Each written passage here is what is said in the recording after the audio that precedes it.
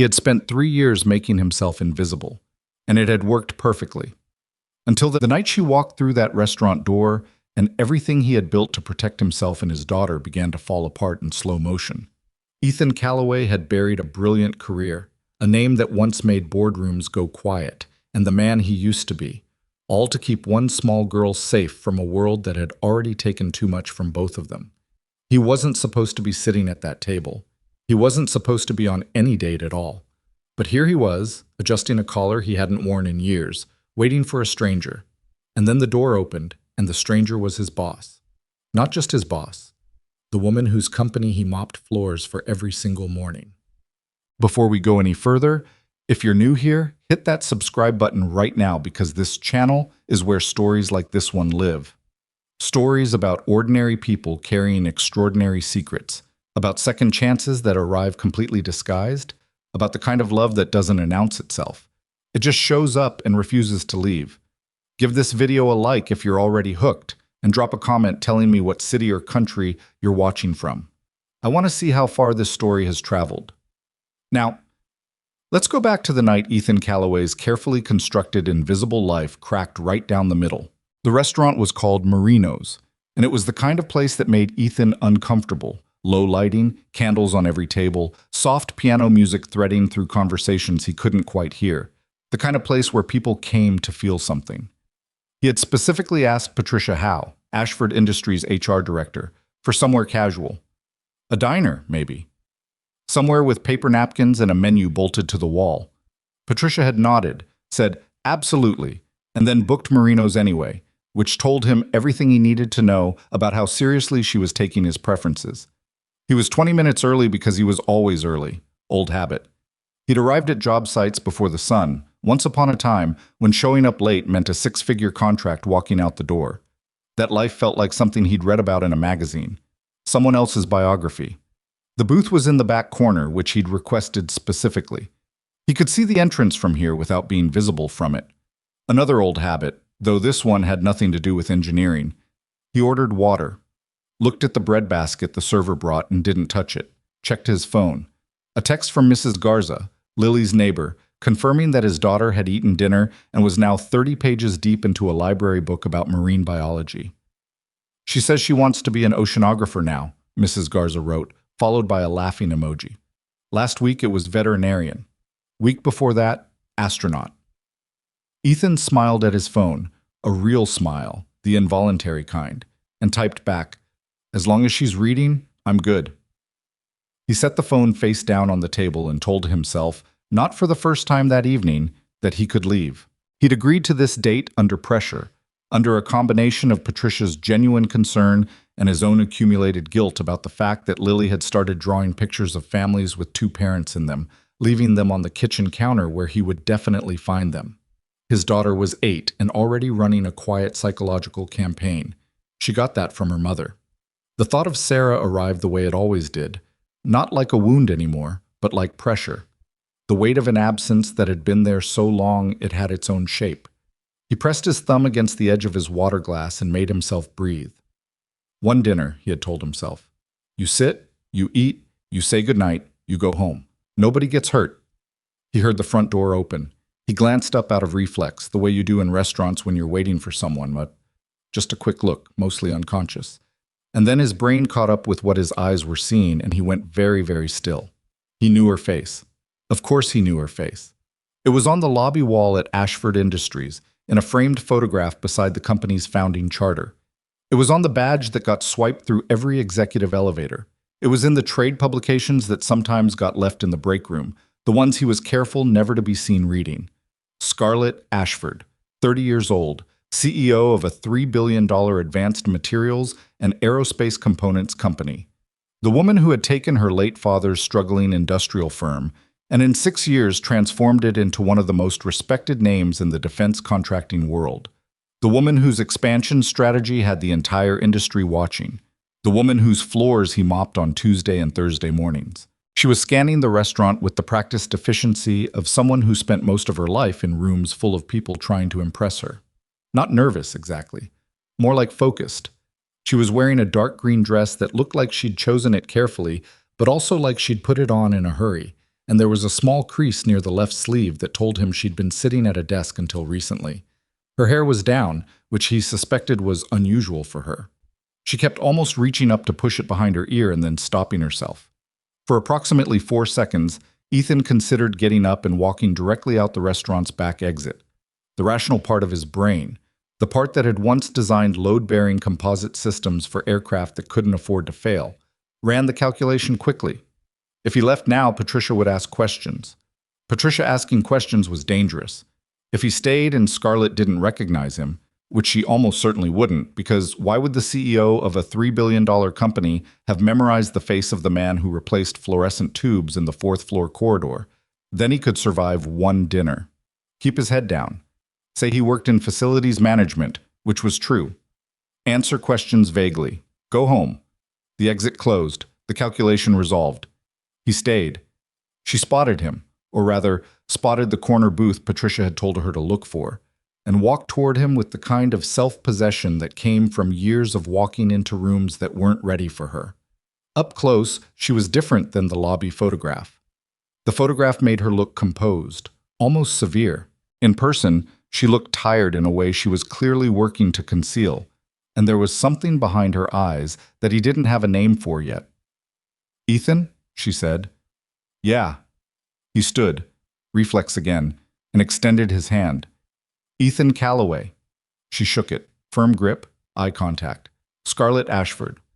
"I know," he said, and then immediately regretted it. She tilted her head slightly. "Patricia warned you." "Patricia mentioned you were in management," he said, which was technically true if you defined management generously enough to include owning the entire company. Scarlett sat across from him and picked up the menu, and he watched her visibly set something aside, some version of the evening she'd been bracing for, and try to just be a person sitting across a table from another person. He recognized the effort. He made it himself every single day. "Did she warn you about me?" he asked. "She said you were quiet." Scarlett glanced at him over the menu. "She said it like it was a selling point. Is it?" "I'm honestly not sure yet." She set the menu down. "She also said you have a daughter." "Lily. She's 8. What's she like?" He thought about the marine biology book, the crayon drawings on the kitchen counter, the way she had started making him coffee in the mornings, badly, with too much sugar, because she'd noticed he always looked tired and thought it might help. "Relentless," he said. "In a good way." Something shifted in Scarlett's expression, something small and genuine. "That's a great word for a kid." The server arrived and they ordered, and the first 10 minutes of the dinner were the careful, surface-level exchange that first dates always started with. "Where did you grow up? How long have you worked at Ashford? What do you do outside of work?"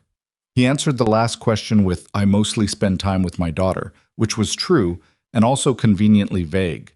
She told him she grew up in the same city, that she'd gone to school for materials engineering before switching to business administration, that she ran on weekends when she had time, which she said was rarer than she'd like. "Materials engineering," he said, before he could stop himself. "For 2 years. She broke a piece of bread, not quite looking at him. "I wasn't bad at it, but the company needed someone to run it more than it needed another engineer." She said it matter-of-factly, but there was a thread of something underneath, so not regret exactly. More like a door she'd closed and occasionally still thought about. "Do you miss it?" She looked up at him. "The engineering?" "Yeah." She considered the question more carefully than he'd expected. Most people would have deflected. "Sometimes," she said, "when the numbers don't tell you everything you need to know and you wish you could just look at the actual thing, understand it the way an engineer understands it." "The numbers always leave something out," he said. "Yes." She looked at him with what he could only describe as mild surprise, like a word had arrived from an unexpected direction. "Exactly." He picked up his fork and reminded himself who he was supposed to be tonight. But that was the problem with Ethan Calloway. He had rebuilt himself very carefully. New job, new routine, new name that appeared in no industry directories. But he had never quite managed to rebuild the part of his brain that went quiet and interested whenever someone said something true about engineering. It was like a reflex that ran deeper than intention. The dinner continued. The food arrived. He'd ordered the rigatoni, she'd ordered the salmon. And somewhere between the entrees and the dessert they didn't order, The careful first date performance started wearing thin at the edges. Not in a bad way. In the way that happens when two people are both tired enough of pretending to be their most presentable versions of themselves that they accidentally start being real.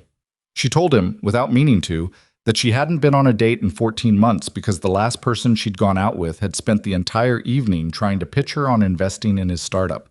He told her, without meaning to, that the last time he'd eaten at a restaurant like this was the night before his wife died, and that he had spent several months afterward unable to walk into any Italian place without his chest doing something complicated. The table went quiet after that. Not awkward, something more careful than that. "I'm sorry," she said, "for your loss, and for the fact that I'm probably sitting in a complicated restaurant for you right now. You couldn't have known. Patricia could have mentioned it." "Patricia," he said, "appears to operate on the theory that discomfort builds character." Scarlett laughed. It was a real laugh, short, a little surprised, and it changed her face completely. He found himself looking at her a half-second longer than he meant to. "How long ago?" she asked. 3 years. She nodded. Didn't say "I'm sorry" again. Didn't fill the space with something reassuring, which he appreciated more than he could explain. She just let it be what it was. "And you've been at Ashford for about 2.5 years, he said. "In facilities." "Maintenance," he said, specifically. She nodded again, and he watched her file something away. He could see it, the small adjustment in her expression that meant she was trying to reconcile something that didn't quite fit. He'd seen that look before, usually right before someone asked a question he didn't want to answer.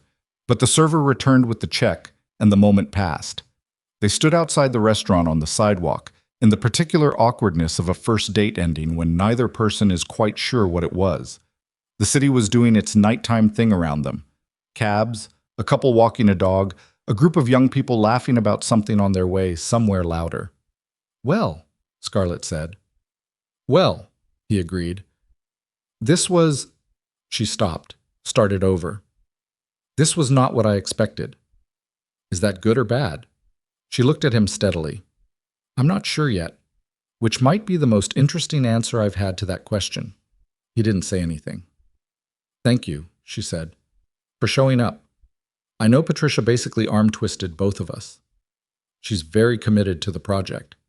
She has a whole spreadsheet. I've seen it." She pulled her coat tighter against the evening air.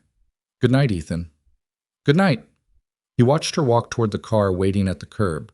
Not a cab, a company car, the kind that meant someone had texted ahead. And then she glanced back once, quickly, like she hadn't meant to. He took the long way to his own car. Sitting in the parking garage, hands on the wheel, but engine not yet running, he stared at the concrete wall in front of him and tried to organize the evening into something manageable. It didn't cooperate. The dinner kept arranging itself around things he hadn't expected. The way she'd listened when he talked. Not waiting for her turn, but actually listening. The engineering comment about numbers leaving things out. The laugh. The way she'd handled the mention of Sarah without turning it into a performance of sympathy. His phone buzzed. A text from an unknown number. "This is Scarlett. Patricia gave me your number without asking either of us, which is very on brand for her. I just wanted to say, Lily sounds like someone worth knowing. Good night." He read it twice. He typed back, "She is. Good night." He sat in the parking garage another 4 minutes. Then he started the engine, pulled out into the city streets, and drove home to his daughter, who was asleep with a library book open across her chest and a crayon drawing on the kitchen counter that showed, in her particular 8-year-old style, a woman with dark hair standing beside a man and a little girl in front of a house with flowers in the yard. He turned the drawing face down. He stood in the kitchen for a long time after that, in the quiet that was never quite quiet in the way quiet used to mean, before everything changed, before the accident, before the years of carefully not being who he used to be. Tomorrow morning, he would put on his gray maintenance uniform and drive to Ashford Industries and replace a faulty pressure sensor in the third-floor mechanical room. He would nod at the people he passed in the hallway. He would eat his lunch alone in the break room and listen to the engineers 2 tables over argue about load tolerances without saying a word. He would be invisible. That was the plan. That had always been the plan. He turned off the kitchen light and went to check on Lily. And he told himself the strange, unsettled feeling in his chest was just the garlic bread. He almost believed it. The next morning came the way Monday mornings always did, Too early, too gray, with a particular stubborn quality of light that made everything look like it needed another hour before it was ready to be looked at. Ethan was in the mechanical room on the third floor by 6:45, 40 minutes before most of the building's occupants would begin filtering through the lobby with their coffee cups and their Monday faces. He liked those 40 minutes. The building was a different thing before people arrived. You could hear it breathe, practically. The hum of the HVAC system settling into its morning rhythm, the low vibration of the elevators running their automated self-checks, the occasional knock of pipes adjusting to temperature. Buildings had personalities if you spent enough time inside them. Ashford Industries' main building was, in his assessment, a slightly anxious one. Good bones, solid construction from the early 2000s, but retrofitted with so many systems over the years that the infrastructure had the overcrowded quality of a house where nobody had ever thrown anything away. He found the faulty pressure sensor exactly where the work order said it would be, which was not always a given. The previous technician had flagged it and done nothing, which was also not uncommon. Ethan pulled the unit, checked the seating on the replacement, and had the whole thing done in 11 minutes. He sat back on his heels and wrote the completion notes in the maintenance log, with the same careful handwriting he used for everything, and did not let himself think about the dinner. He thought about the dinner. Not the whole thing, just pieces of it. The way she'd said the numbers always leave something out, and then looked at him when he'd agreed, like the agreement had surprised her. He'd said too much there. He knew that. It was the kind of remark that came naturally to someone who'd spent years thinking about the gap between theoretical models and physical reality. The way a stress analysis looked clean on a computer screen, and then you got the actual composite panel in your hands, and saw the fiber orientation had drifted 2 degrees in the layup, and suddenly the whole calculation meant something different. He didn't say things like that anymore. Or he wasn't supposed to. He picked up his toolbox and headed for the service elevator. The morning moved the way mornings at Ashford Industries moved, predictably, mostly. He replaced a ballast in the second-floor conference room, responded to a work order about a stuck HVAC damper in the east wing, ate half a granola bar standing at the service entrance while the morning sun got around to doing something useful. The building filled up around him the way it always did, executives and engineers and administrative staff flowing through the corridors in that particular mid-morning current. He was in the fourth-floor corridor, replacing a fluorescent tube in the fixture outside the materials testing lab, when he heard voices through the lab's partially open door. He recognized one of them immediately. He'd have recognized it across a larger distance. The load projections Marcus submitted last week, Scarlett's voice clipped and focused, a different register than the one she'd used at the restaurant. This was her work voice. He'd heard it in passing before, always from a safe distance. They don't account for the thermal cycling in the new composite panels. Someone should have caught that. The stress team signed off. Another voice. Male, smooth. The particular smoothness of someone who had practiced sounding reasonable for a long time. Ethan didn't know the name immediately, but he knew the type. If the stress team is satisfied, the stress team is working off a materials spec that's 18 months old, Scarlett said.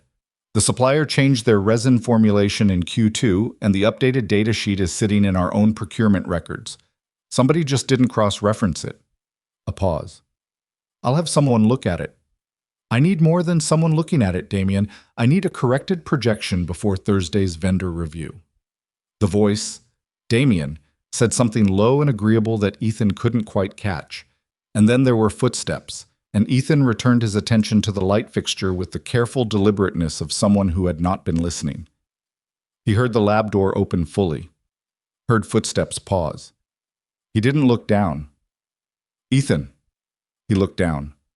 Scarlett was standing in the corridor below him, looking up. She was in a charcoal blazer and her hair was back today, the way he'd guessed it usually was. And she had the expression of someone who had been managing a mildly frustrating morning and was now managing the additional mild complication of this. Ms. Ashford, he said, you don't have to... She stopped, started differently. How long have you been out here? About 4 minutes. Ballast went on this one. He nodded at the fixture. Should have been caught in the last maintenance cycle. She looked at the fixture, then back at him. Did you hear any of that? He considered his options. I heard the part about the resin formulation. Something moved across her face. And I'm not an engineer, he said. She looked at him for a moment with an expression he couldn't fully read. Not quite skeptical, not quite curious. Something in between, with a little bit of something else underneath that he chose not to examine. "Right," she said. "Of course." She shifted the folder under her arm. "Sorry for the noise." "It's not noise. It's your building." The corner of her mouth moved. Not quite a smile. "It is, technically." She glanced back toward the lab, then back at him. "Do you have a free minute at lunch?" The question landed wrong. Or not wrong, sideways. Like a sound arriving from a direction you hadn't expected. "I eat at 12, he said. "Break room on 2. "Could you eat somewhere that isn't the break room on 2? I'll explain." He looked at her. She looked back at him, and he noticed, for the first time, or maybe just the first time he let himself notice, that she was someone who was used to people accommodating her requests without question, and that she was making an effort not to assume he would. "Okay," he said. She nodded once, businesslike, and walked away down the corridor, and Ethan turned back to the light fixture and finished what he was doing with his hands, and did not think about what his hands were doing at all. The cafeteria on the 7th floor was not a place Ethan went. It was for management and above, not a formal rule, just one of those unspoken organizational arrangements that everybody understood without it being written down. The food was better than the break room's vending machine, and the coffee came from an actual machine instead of a pot that sat on a burner until it became something geological. Scarlett was already there when he arrived, at a corner table away from the windows, with 2 coffees and what appeared to be a file folder she'd flipped face down when she saw him coming. He sat, looked at the coffee she'd placed on his side of the table. "I guessed black," she said. "I can get black is fine." She folded her hands on the table. Up close, in the full light of the cafeteria, she looked less like the lobby photograph and more like a person who had been awake since 5 a.m. and had already had 3 conversations that annoyed her. There was a small ink mark on the inside of her left wrist that she hadn't noticed yet. "I wanted to apologize," she said. He waited. "For this morning. I shouldn't have asked if you'd been listening. You were doing your job, and It was a strange question. You were checking whether a maintenance worker had overheard a proprietary conversation," he said. "That's not strange. That's reasonable." She looked at him. "You're very calm about that." "I've been called worse things than a potential security concern." A short pause, and then she picked up her coffee and something in her posture shifted. Not relaxed exactly, but less formally arranged. "Patricia texted me this morning," she said, "to ask how it went." "What did you tell her?" "I told her it was good." She looked at him. "Was that inaccurate?" "No," he said. "It was good." "She's going to take that as encouragement." She was already encouraged. She had a spreadsheet. Scarlett laughed again. The same real, slightly surprised laugh from the restaurant, the one that arrived before she could decide whether to let it. He noticed it the same way he'd noticed it the first time, and he filed the noticing away in the place where he put things he didn't intend to act on. "Can I ask you something?" she said. "Sure." "How long have you been in maintenance? I mean, specifically, before Ashford?"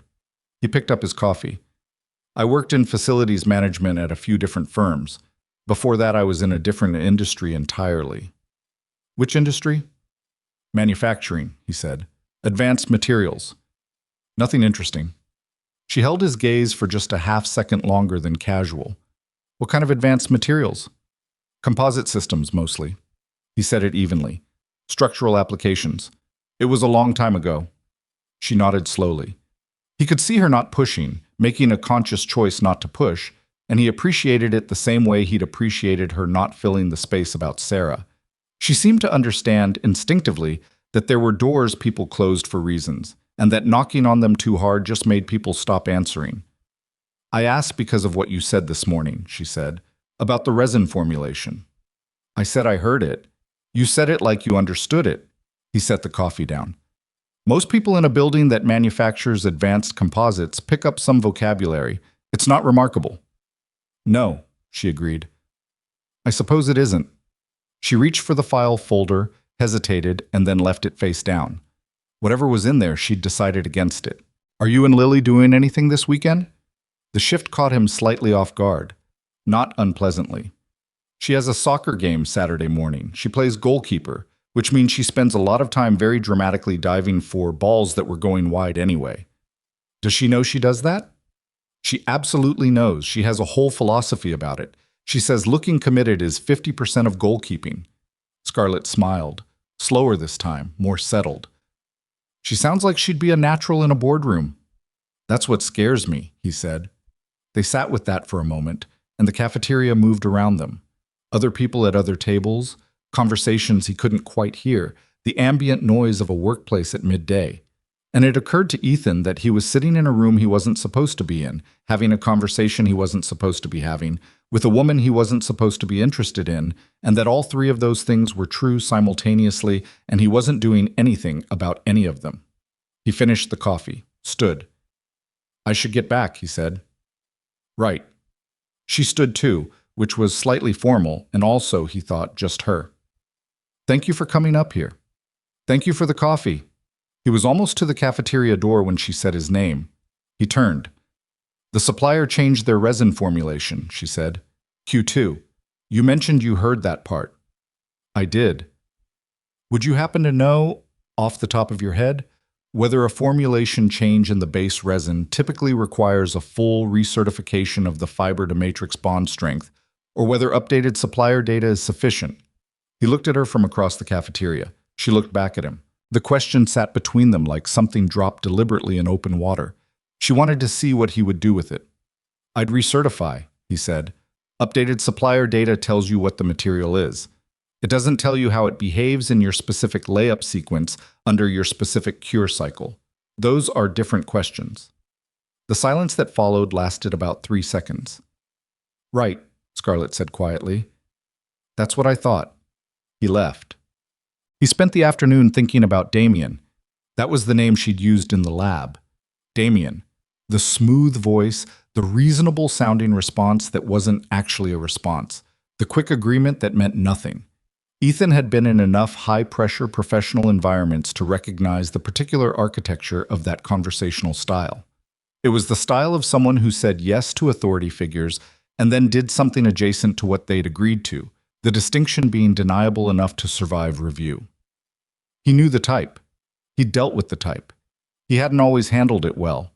He looked the name up in the company directory that afternoon, sitting in the break room with his phone angled so nobody walking past could see the screen. Damien Wolf, Executive Vice President of Operations. In the role for 18 months, which meant he'd come aboard during the expansion push. His headshot was the kind where someone has practiced looking trustworthy. Ethan had met maybe 200 people who looked like that headshot, and of those 200, a reliable minority had been some flavor of problem. He put his phone away and ate the second half of the granola bar from the morning, which had gotten worse. The work order for the afternoon sent him to the basement, where a condensate pump in the secondary HVAC loop had started making a sound that the morning shift described as concerning, which in maintenance vocabulary covered everything from genuinely alarming to mildly annoying. He found it, diagnosed it, bearing wear, not critical but worth replacing before it failed entirely, and put in the parts request. He was washing his hands at the utility sink when his phone buzzed. A text from Scarlett.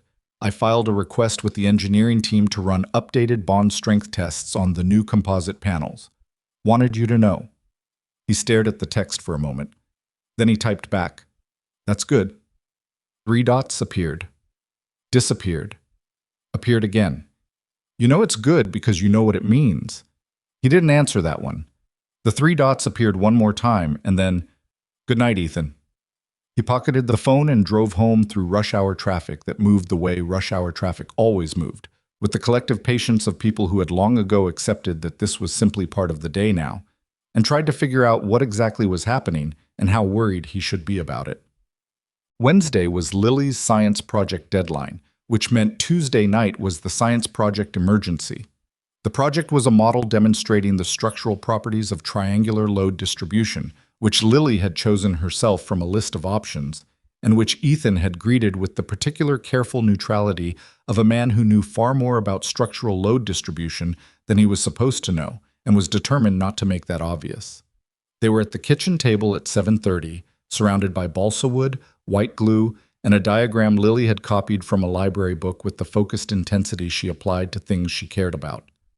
The triangle is the strongest shape, she announced, fitting two pieces of wood together with the concentration of a surgeon. Because the force goes down the sides instead of straight down. That's basically right, he said. She looked up at him. Basically? The load path depends on the geometry and the support conditions. A triangle is efficient for certain load cases. It's not universally stronger than everything. She stared at him. But for this project, he said, triangles are the move. She returned to the glue. Dad? Yeah. You know a lot about this stuff for someone who fixes lights. He handed her another piece of balsa. I read a lot. You read maintenance manuals. Maintenance manuals cover a surprising range of topics. She accepted this with the mild skepticism she applied to most of his answers about work, which had been increasing lately. She was 8, but she was a particular kind of 8.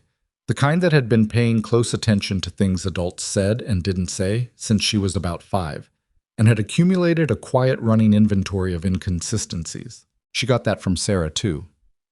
There's a girl in my class, Lily said, pressing two pieces of the frame together and holding them. Her mom is a scientist. She makes materials for airplanes. What kind of materials? I don't know. Strong ones. She looked at the glue joint. She said her mom says the hardest part of making airplane parts isn't making them strong. It's making them strong and also light. She said it's like trying to make something that can lift itself. He looked at his daughter. That's a really good way to put it, he said. Lily shrugged, pleased but casual about it, the way she was when a compliment landed, and she wasn't sure whether to accept it graciously or deflect it. Her mom sounds smart, like the kind of person you should probably work with. I work with plenty of smart people. Name one. He opened his mouth. Besides me, she added. He closed his mouth. She grinned at the balsa wood structure and did not look up, and he sat across the kitchen table from his daughter and felt, in the specific and uncomplicated way that sometimes arrived without warning, an almost overwhelming amount of love for her, mixed with the usual accompanying fear that always came with it. The fear of not being enough, of the careful life he'd built for them being thinner than it looked, of the day when her accumulating inventory of inconsistencies about him finally resolved into a question he couldn't answer sideways. He helped her hold the glue joint until it set. Thursday was the vendor review Scarlett had mentioned, which meant the fourth floor was fully populated by 9 a.m., with people Ethan didn't recognize and needed to navigate around carefully while he addressed 3 separate work orders in that wing. He moved through it the way he moved through everything at work, efficiently, quietly, with the particular invisibility that came from being the person everyone saw without registering. Maintenance workers occupied a specific category in the social geography of corporate buildings, visible enough that people stepped around them, invisible enough that people kept talking through them. He was in the corridor outside the main conference room at 10:15, addressing a work order about a malfunctioning card reader, when the conference room door opened and the vendor review spilled briefly into the hallway during a break. He heard Damian Wolf's voice before he saw him. The same smooth, practiced reasonableness from the lab, pitched now for a larger audience. The timeline is aggressive, but the board's appetite for the expansion is strong. Scarlett's pushing hard. Whether the underlying engineering supports the pace is a separate question. A separate voice, someone from the vendor team. We've been hearing some concerns about the materials certification status. I wouldn't call them concerns exactly. A beat. Let's just say there are open questions that haven't been closed yet, which, when you're talking about a project at this scale, is worth noting. Ethan stood at the card reader, tools in hand, and did not turn around. The break ended. The door closed.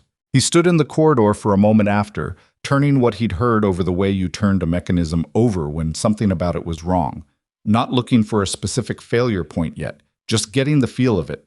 The shape of what Damian Wolf was doing was not complicated. He was seeding doubt, doing it carefully, in corridor conversations and vendor breaks rather than formal reports, so that the doubt could spread without a clear origin point.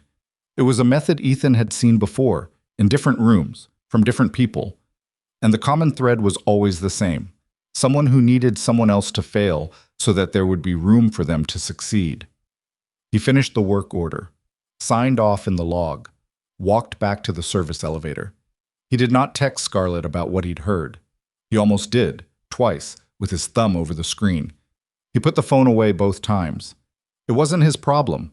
He had made a careful decision 3 years ago about what his problems were going to be, and the answer was Lily, the job, the apartment, the manageable routine. That was the entire list. Everything else was the world doing what the world did, and the world would do it whether he engaged with it or not. He told himself that on the drive home. He told himself that while he made dinner, pasta, simple, the kind Lily ate without complaint as long as there was enough parmesan. He told himself that while Lily sat across from him at the kitchen table and talked about the science project presentation and her friend Maya's new dog and the book about marine biology and 15 other things in the loose associative way that 8-year-olds talked about their days, threading between subjects without transition in a way that he found, for reasons he couldn't fully articulate, deeply restful. "Dad," Lily said, poking at her pasta. "Yeah. Are you okay? You keep looking at your food like it did something to you." "I'm fine. I'm listening." "You're listening, but you're also somewhere else." He looked at her. She looked back at him with Sarah's eyes. Steady, patient, not quite accusing, just noticing. "Long day," he said. She accepted this. Returned to the pasta. "Tell me about the lights you fixed." It was a game they played. She asked him to describe his workday, and he described it accurately, and she pretended this was interesting because she knew he needed her to. He'd figured that out about 6 months ago, and it had done something uncomfortable to his chest. He told her about the condensate pump from Wednesday, simplified, the bearing wear made into a story about a machine that had been quietly complaining for months before anyone listened to it. Lily said that was sad. He said it was okay now. It had new parts. She said that was better. He did the dishes after she was in bed, stood at the kitchen sink looking at the window that reflected the kitchen back at him, the counter, the table, the single overhead light, the man he was now, in the gray maintenance department sweatshirt he'd changed into after work. His phone was on the counter. He picked it up. He put it down. He picked it up again and typed, "Something you should know about the vendor review." Then he deleted it. Then he typed, "Are you aware that Damian Wolf is talking to vendors about open questions in the engineering certification?" Then he deleted that too. He set the phone face down on the counter and turned off the kitchen light. In the morning, he would put on his uniform. He would drive to Ashford Industries. He would do the work orders on the board and eat his lunch in the break room and be invisible, the way he had chosen to be invisible, for reasons that were still good reasons, even when they were inconvenient. The phone buzzed. He flipped it over. A text from Scarlett. "The engineering team ran the updated bond strength tests. Results came back this afternoon. The panel spec needs to be revised. You were right." A pause, then another message. "You knew immediately. Not in a I read a lot way. In a here is the specific technical reason way. I've been thinking about that all day." He read it twice. Then he typed back. "The test results are what matters. Glad you ran them." The 3 dots appeared. "Ethan, who are you?" He looked at that question for a long time. The 3 words sitting there on the screen, lit in the dark kitchen, in the quiet apartment, in the careful life he'd built to contain a person who no longer existed. He typed, "I'm the maintenance technician on the 3rd floor. Good night, Scarlett." He put the phone down. He stood in the dark kitchen and listened to the city outside the window. And somewhere in the building across the street a light went on, and then off again. And the night continued doing what nights do, indifferent to the small, specific complications of the people moving through it. In the morning, a former colleague of his, a man named Russell Greer, who had once sat 2 desks down from him at the most respected aerospace composites firm in the country, was scheduled to arrive at Ashford Industries as an outside consultant on the expansion project. Ethan didn't know that yet. He would by 9 a.m. He found out about Russell Greer the way he found out about most things at Ashford Industries, not through any official channel, but through the ambient information system of a building service infrastructure. The facilities manager, a decent man named Bob Kowalski, who wore the same brand of steel-toed boots every day and never remembered Ethan's coffee order despite asking twice a week, stopped him in the basement corridor at 8:47 and handed him a revised work order sheet. "Conference room A on 5 is getting used all day for a consultant review," Bob said. "Engineering, operations, some outside people. I need you to check the AV setup before 9 and make sure the climate control is actually working. Somebody complained last week that it runs warm." "I'll handle it," Ethan said. "Also, the whiteboards need markers. There's a box in the supply closet on 4. He took the work order sheet and went upstairs. The fifth-floor conference room was the large one, the room they used for significant meetings, the kind where decisions got made that affected the whole company. Long table, 12 chairs, a wall-mounted display at one end, and a whiteboard that ran the full length of the opposite wall. The windows faced south and got direct sun in the morning, which was why it ran warm. He checked the thermostat, found it set 2 degrees above where it needed to be, corrected it, and was checking the AV panel when he heard voices in the corridor outside. He recognized the second voice before the door opened. Not immediately. It had been 3 years, and memory compresses certain things while amplifying others. But within 2 or 3 words, the recognition arrived with the particular cold certainty of something you'd been hoping wouldn't happen.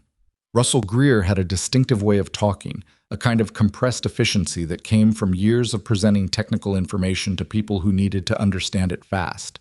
He didn't waste syllables. Ethan had always admired that about him, back when admiring things about Russell Greer was a normal part of his professional life.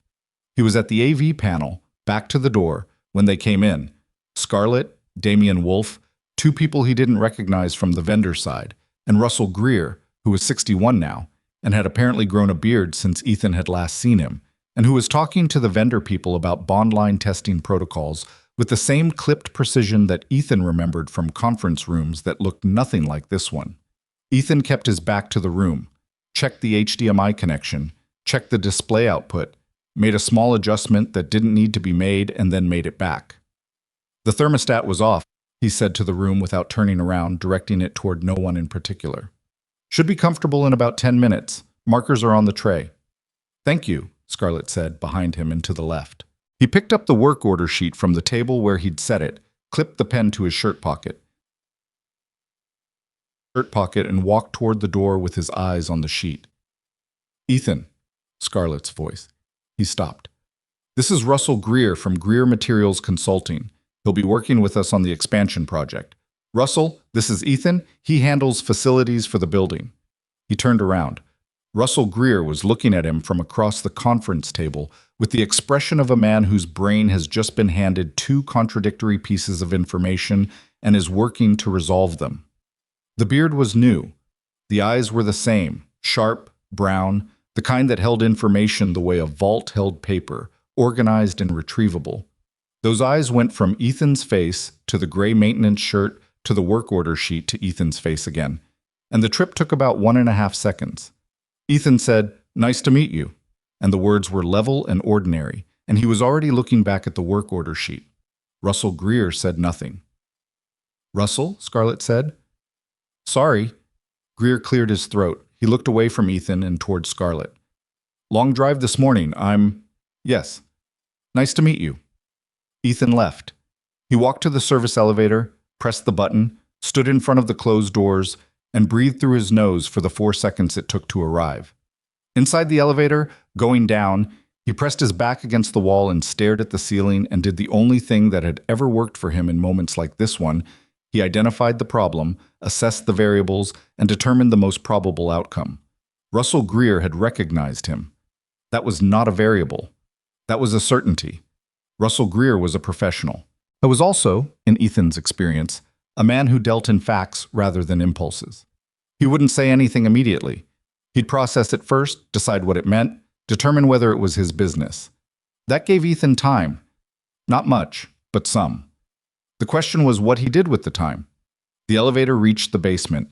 He got out and stood in the utility corridor and listened to the building hum around him, and understood, with the same quiet clarity he'd used to understand material failure points, that the infrastructure of his invisible life had just developed a crack he couldn't repair with 11 minutes and a replacement part. He got through the morning. That was the accurate description of it. He got through it the way you got through a stretch of bad weather or a difficult conversation, by keeping his head down and moving forward, and not looking at anything that wasn't directly in front of him. He addressed 4 work orders. He ate nothing. He checked his phone twice and put it away both times without sending anything. At 11:40, his phone rang. Unknown number, local area code. He almost didn't answer. "Callaway," he said. "It's Russell." A pause. "You look good, considering." "Considering what?" "Considering I heard you died." Ethan pressed the phone harder against his ear and walked to the far end of the basement utility corridor, away from the HVAC units. Where did you hear that? Nobody said it in those words. You just disappeared. After the accident, after you left Carver Aerospace, after your name stopped appearing anywhere, people assumed. Another pause. I'm glad they were wrong. Russell. I'm not going to make this difficult, Russell said, and his voice was the same voice from 3 years ago, 2 years ago, from a different life, tired and direct and completely without performance.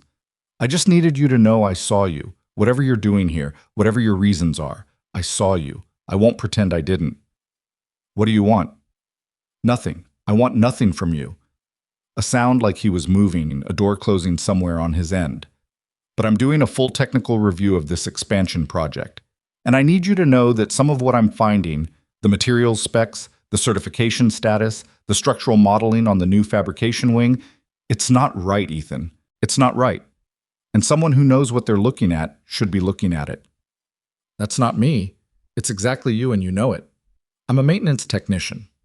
You're the man who designed the composite airframe system that's still flying in 6 different aircraft types. And you're fixing broken light fixtures in a building. I could hear it was eating you alive just standing in that conference room. Ethan said nothing. I'm not asking you to come back, Russell said. I understand why you left. I understood it then, even if I didn't say so. I'm just telling you what I see, and I'm telling you that there's a man in this building who is actively working to make sure a project that could employ good engineers for the next decade goes sideways for reasons that have nothing to do with engineering. Damian Wolf. A beat of silence. So you see it too. I see it. It's not my problem. Scarlett Ashford is a good executive, Russell said. She's not perfect. She pushes timelines and she's impatient, and she doesn't always know what she doesn't know technically, but she's the real thing. The expansion is real, the work is real, and somebody is building a case to take it away from her, and they're using manufactured technical doubt to do it. And the only person in this building who can dismantle that case from the inside is the same person pretending to be nobody. He stopped. I'll see you around, Ethan. The call ended. Ethan stood in the utility corridor for a long moment, phone in hand, listening to the building breathe around him. Friday passed. The weekend arrived. Lily's soccer game was Saturday morning at the field 2 miles from their apartment, and Ethan stood on the sideline in the early autumn air with the other parents and watched his daughter dive theatrically for a ball that had been going wide by 2 feet, hit the ground with fully committed drama, and then spring up with her arms raised as though she'd made an impossible save. The handful of parents around him applauded. Ethan applauded too, because there was genuinely no other response to it. At halftime, Lily ran over with her water bottle and a grass stain on her left knee that would not survive the wash.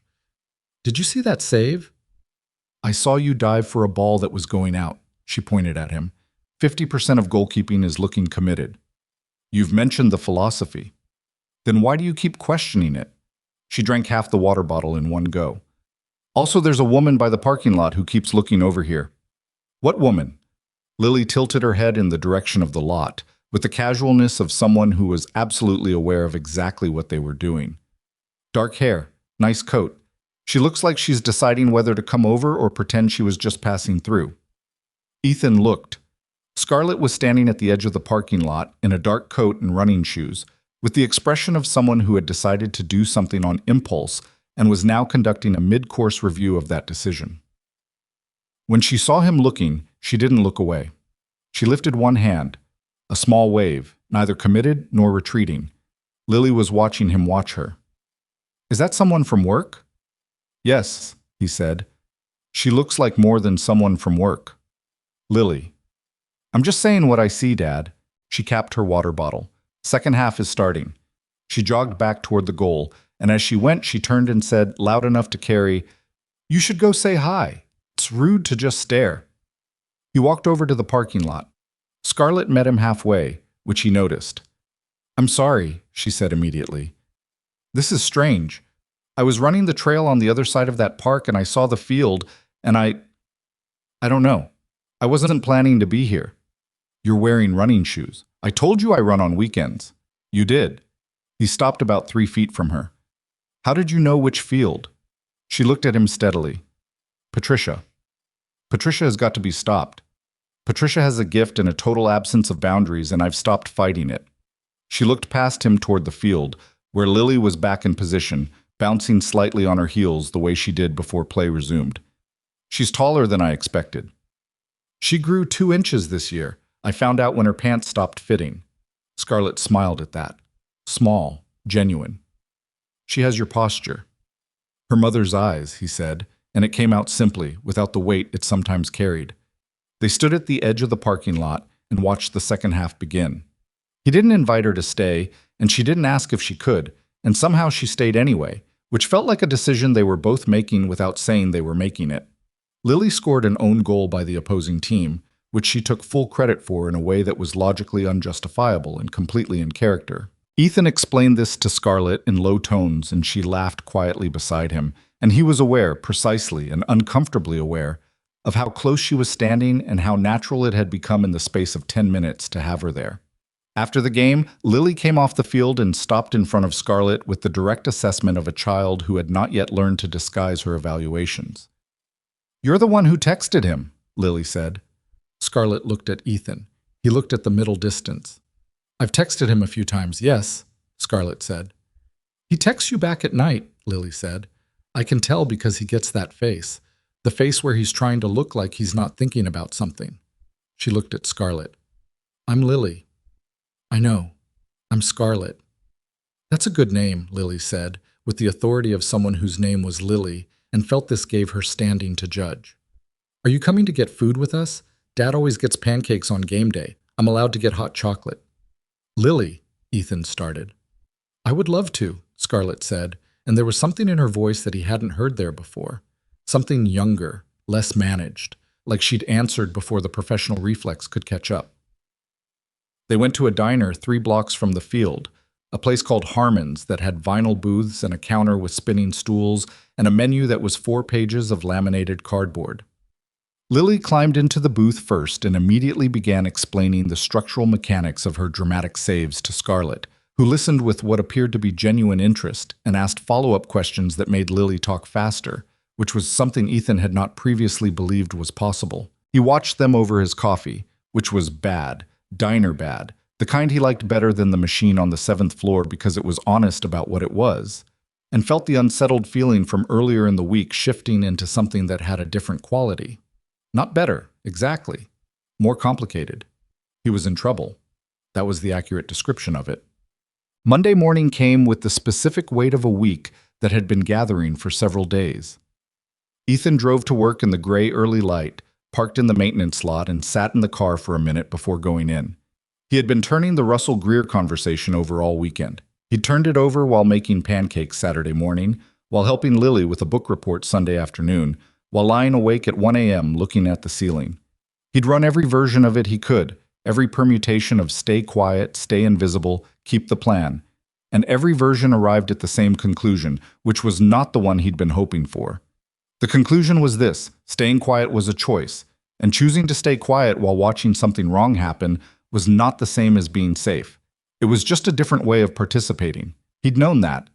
He'd known it since the corridor outside the vendor review, when he'd almost texted Scarlett about Damien and put the phone down twice. He'd been dressing the choice up as self-protection for long enough that he'd started to believe the costume. He got out of the car. At 8:15, he was in the second-floor corridor when Bob Kowalski came around the corner with the look of a man managing 4 problems simultaneously. "Ethan, engineering review meeting in Conference A at 9. Senior staff only, but they want facilities to have someone outside in case there's AV trouble. Can you be around?" "I can be around," he said. He was. He sat on the bench in the corridor outside Conference A from 8:55, maintenance tablet in hand, looking like a man waiting for a work order to update. The conference room door was not fully closed. It was that particular almost closed that happened when the last person through didn't check. And through it, Ethan could hear the meeting with reasonable clarity. It started with the project lead, a man named Hargrove, walking through the current status of the fabrication wing expansion, materials sourcing, construction timeline, equipment procurement. Ethan listened with the surface of his attention and the rest of it somewhere else, until Hargrove got to the structural analysis section. The revised load model for the primary support columns accounts for the equipment weight as specified in the current procurement list, Hargrove said. The engineering team has signed off. What column spacing did they use? The voice asking was someone Ethan didn't recognize from outside. Standard for this type of industrial application. 4-meter centers. Ethan's head came up slightly. And the floor loading is 18 kilonewtons per square meter, which is well within the design capacity. He was moving before he'd decided to move, standing up from the bench, one hand on the door. And he stopped himself. His hand was on the door frame. He stood there half standing, and the rational part of his brain ran the numbers that the meeting apparently hadn't. The large format composite layup machine specified in the expansion's equipment list. He'd seen the procurement documentation in passing, visible on a screen in an office he'd been servicing 3 weeks ago, the kind of thing his brain photographed automatically and filed away. Weighed significantly more than standard industrial equipment. The floor loading assumption of 18 kilonewtons per square meter was not wrong for what was on the original spec. But the original spec was 8 months old, and procurement had updated the equipment list twice since then. With the current equipment weight at 4-meter column spacing, the floor system would fail. Not immediately, not on day one. It would take time, and the degradation would be incremental, and by the time it was visible, it would be expensive and potentially catastrophic. He pushed the door open. The room went quiet in the way rooms went quiet when someone unexpected walked in. The particular silence of people whose social map of the situation suddenly had a new element that didn't fit. Scarlett was at the head of the table. Damian Wolfe was on her right. Russell Greer was 3 seats down on the left. And he was already looking at Ethan with an expression that was carefully composed and gave away nothing. There were 8 other people around the table. Sorry, Ethan said, to no one and everyone. The AV panel's been flagged for a firmware issue. I just need to... He looked at Hargrove's slide on the wall display. Actually, before I do that, the floor loading model. Hargrove blinked. I'm sorry? 18 kilonewtons per square meter. Is that based on the current equipment procurement list or the original spec? The silence in the room changed quality.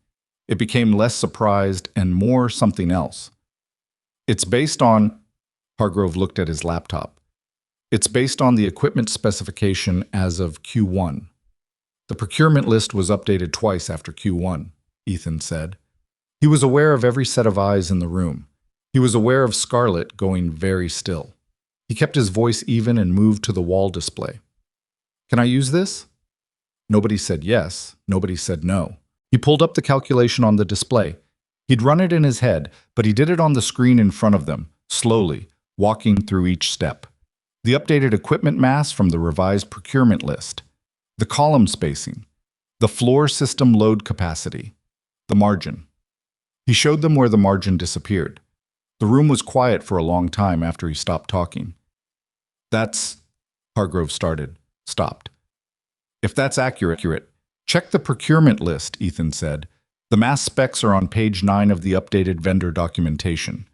The math isn't complicated once you have the right numbers. He stepped back from the display. He put his hands in his pockets. He was aware that he was wearing a gray maintenance shirt with his first name on the breast pocket, and that he had just spoken for 4 consecutive minutes with the specificity and precision of someone who had built structural load models professionally for over a decade, and that every person in the room was now looking at him with a version of the same expression. Every person except Russell Greer, who was looking at his water glass. And every person except Damian Wolfe, who was looking at him with something that was not quite surprise and not quite recognition, and not quite anger, but somewhere in the territory where those 3 things converged. Scarlett said, very carefully, "Thank you." He nodded. He turned toward the AV panel, the firmware issue that didn't exist, and pretended to check something for about 30 seconds while the room slowly returned to itself, and then he picked up his tablet and walked out. In the corridor, he sat back down on the bench. His hands were steady. He noticed that. He was glad. The meeting continued inside. He could hear Hargrove pulling up the updated procurement documentation, could hear the moment when the numbers confirmed what he'd said. A particular quality of silence, brief and absolute, that meant a room full of people had just understood something they didn't want to understand. Then voices, overlapping, the careful chaos of a plan that needs to be revised. He sat on the bench for 11 minutes. Then the conference room door opened and Russell Greer came out. He sat down on the bench beside Ethan without being invited.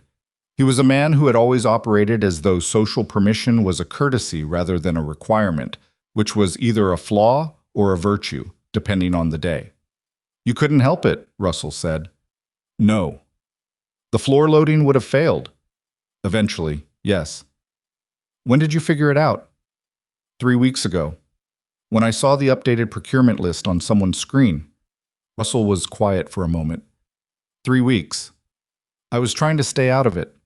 "I know." He leaned forward, elbows on his knees. "She's going to want to talk to you."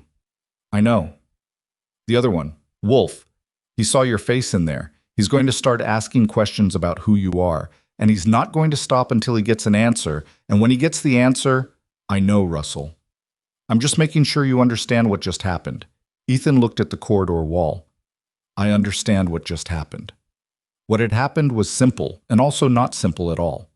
For 3 years, he had been a man without a professional history, and in 4 minutes in a conference room, that history had spoken through him so loudly that there was no amount of going back to the AV panel that was going to make the room forget what it had heard. The crack from Friday had opened. The thing he'd built to stay invisible was no longer invisible. The conference room door opened again and Scarlett came out. She stopped when she saw him on the bench.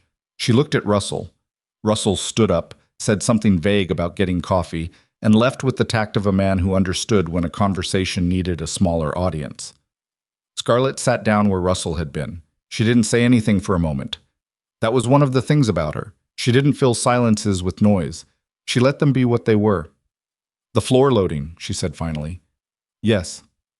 You've been in this building for 2.5 years and you caught a structural failure that my senior engineering team missed. They had the wrong procurement data." "Ethan." Her voice was not angry. It was something more careful than anger, something that was trying to stay level because it was standing next to something large. "Who are you?" He had put the phone down twice when she'd texted that. He didn't have the phone to put down now. He looked at the floor, then at her. "I used to be an aerospace composites engineer," he said. "Structural systems. Carver Aerospace. Before that, Holden Materials Group. Before that, a research position at Meridian Institute." She was very still. "I left the industry 3 years ago," he said, "after my wife died. The accident happened while I was traveling for work. I was in a different city, and she was driving alone, and it was—" He stopped, started again. "I decided I needed to do something different, something that didn't take me away from Lily. I rebuilt my life around that decision. As a maintenance technician. I'm good at it," he said, "and it keeps regular hours." "Ethan." She said his name carefully, like she was trying to hold several things at once. "The Meridian Institute, the paper on variable stiffness composite airframe systems. The one that changed how the industry thinks about aeroelastic tailoring. That paper." He didn't say anything. "The lead author," she said slowly, "E. Calloway." She looked at him. "That's been cited in our own engineering documentation.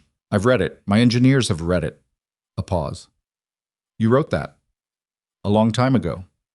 8 years ago. Which is not that long ago." She was looking at him with an expression that was trying to reconcile several different versions of the last 2.5 years simultaneously and not quite getting there. "You've been in this building for 2.5 years, reading work orders about broken light fixtures, knowing what you know. I was trying to give Lily a stable life." "I understand that." Her voice was not unkind. "I do understand that. I just—" She pressed her fingers briefly to her forehead. "In the conference room, when you came in and started talking, everyone in that room heard it. Damien heard it." She met his eyes. "He's going to find out who you are." Russell said the same thing. "Russell knows you?" "We worked together, at Carver." He leaned forward, forearms on knees. "Scarlett, there's something you need to know about Damien Wolf. Something I should have told you last week." She waited. He told her about the corridor conversation outside the vendor review, the seeding of doubt, the careful language, the manufactured uncertainty about engineering certification. He told her he'd heard it and done nothing, and that he was telling her now because the calculus had changed. She listened to all of it without interrupting. When he finished, the corridor was quiet around them. Somewhere down the hall, a phone rang and stopped. "He's building a case," she said. "He's been building it for a while. The technical questions are cover. They're not real concerns. They're doubt he can cite later if he needs to. He wants the board to question your judgment on the expansion, and he's using engineering uncertainty as the mechanism because it's hard to argue with and hard to trace back to intent. You've seen this before. I've seen it before. She was quiet for a long moment. He could see her processing it, not panicking, not collapsing, just taking the information and moving it into the architecture of what she already knew and seeing what shape it made. The floor loading issue, she said. If that had gone undiscovered, construction would have proceeded on faulty specs. You wouldn't have seen a problem until the equipment was installed and operational. Then you'd have had a structural issue and a remediation cost that would have validated every doubt he'd been planting. She looked at him.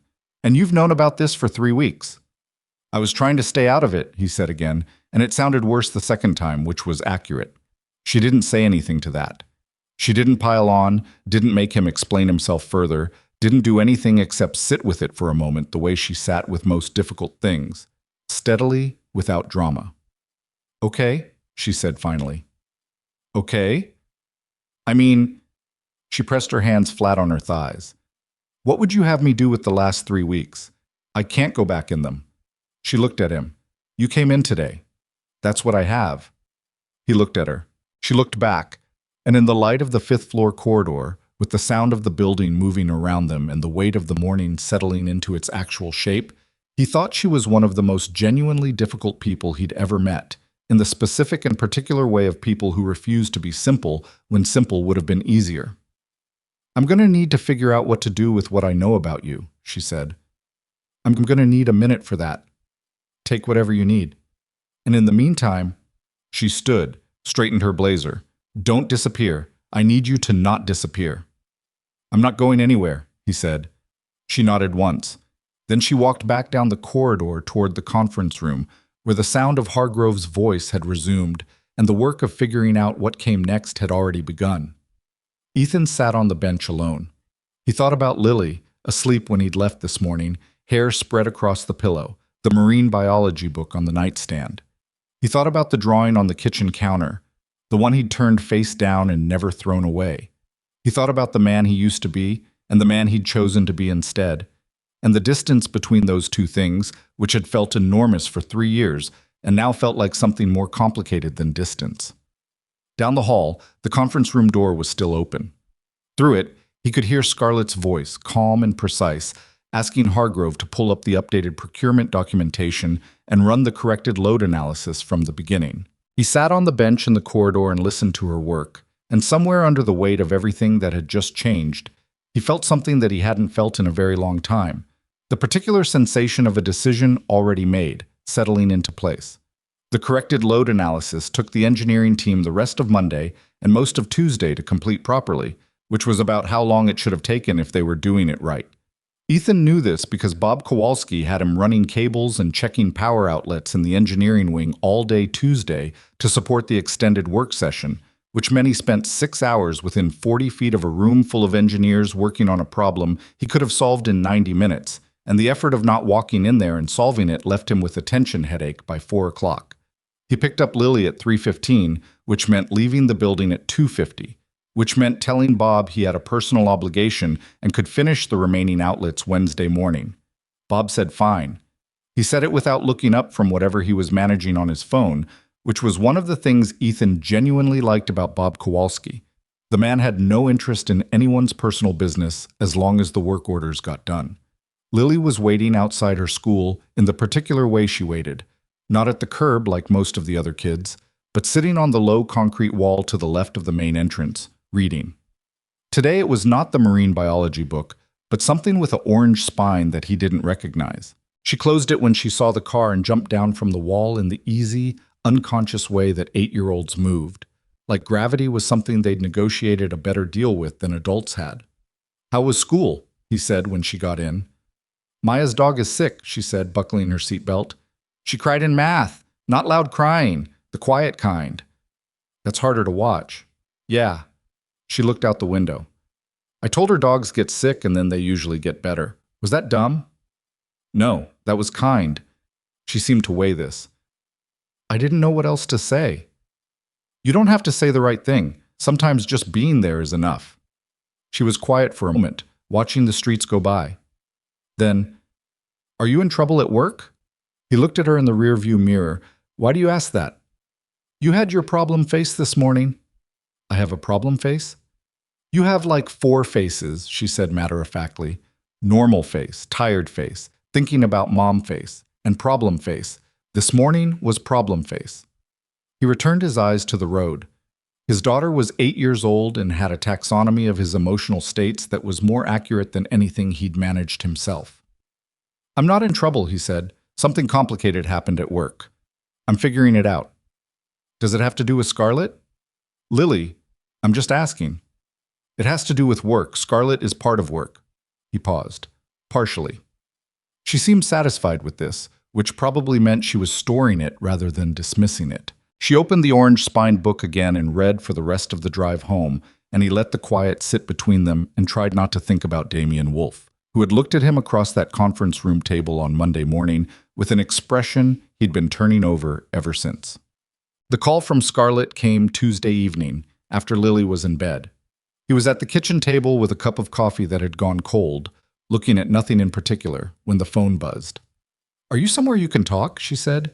"Kitchen. Lily's asleep." "Okay." A pause. Not hesitation, more like she was organizing. The engineering team finished the corrected analysis. The floor system needs to be redesigned.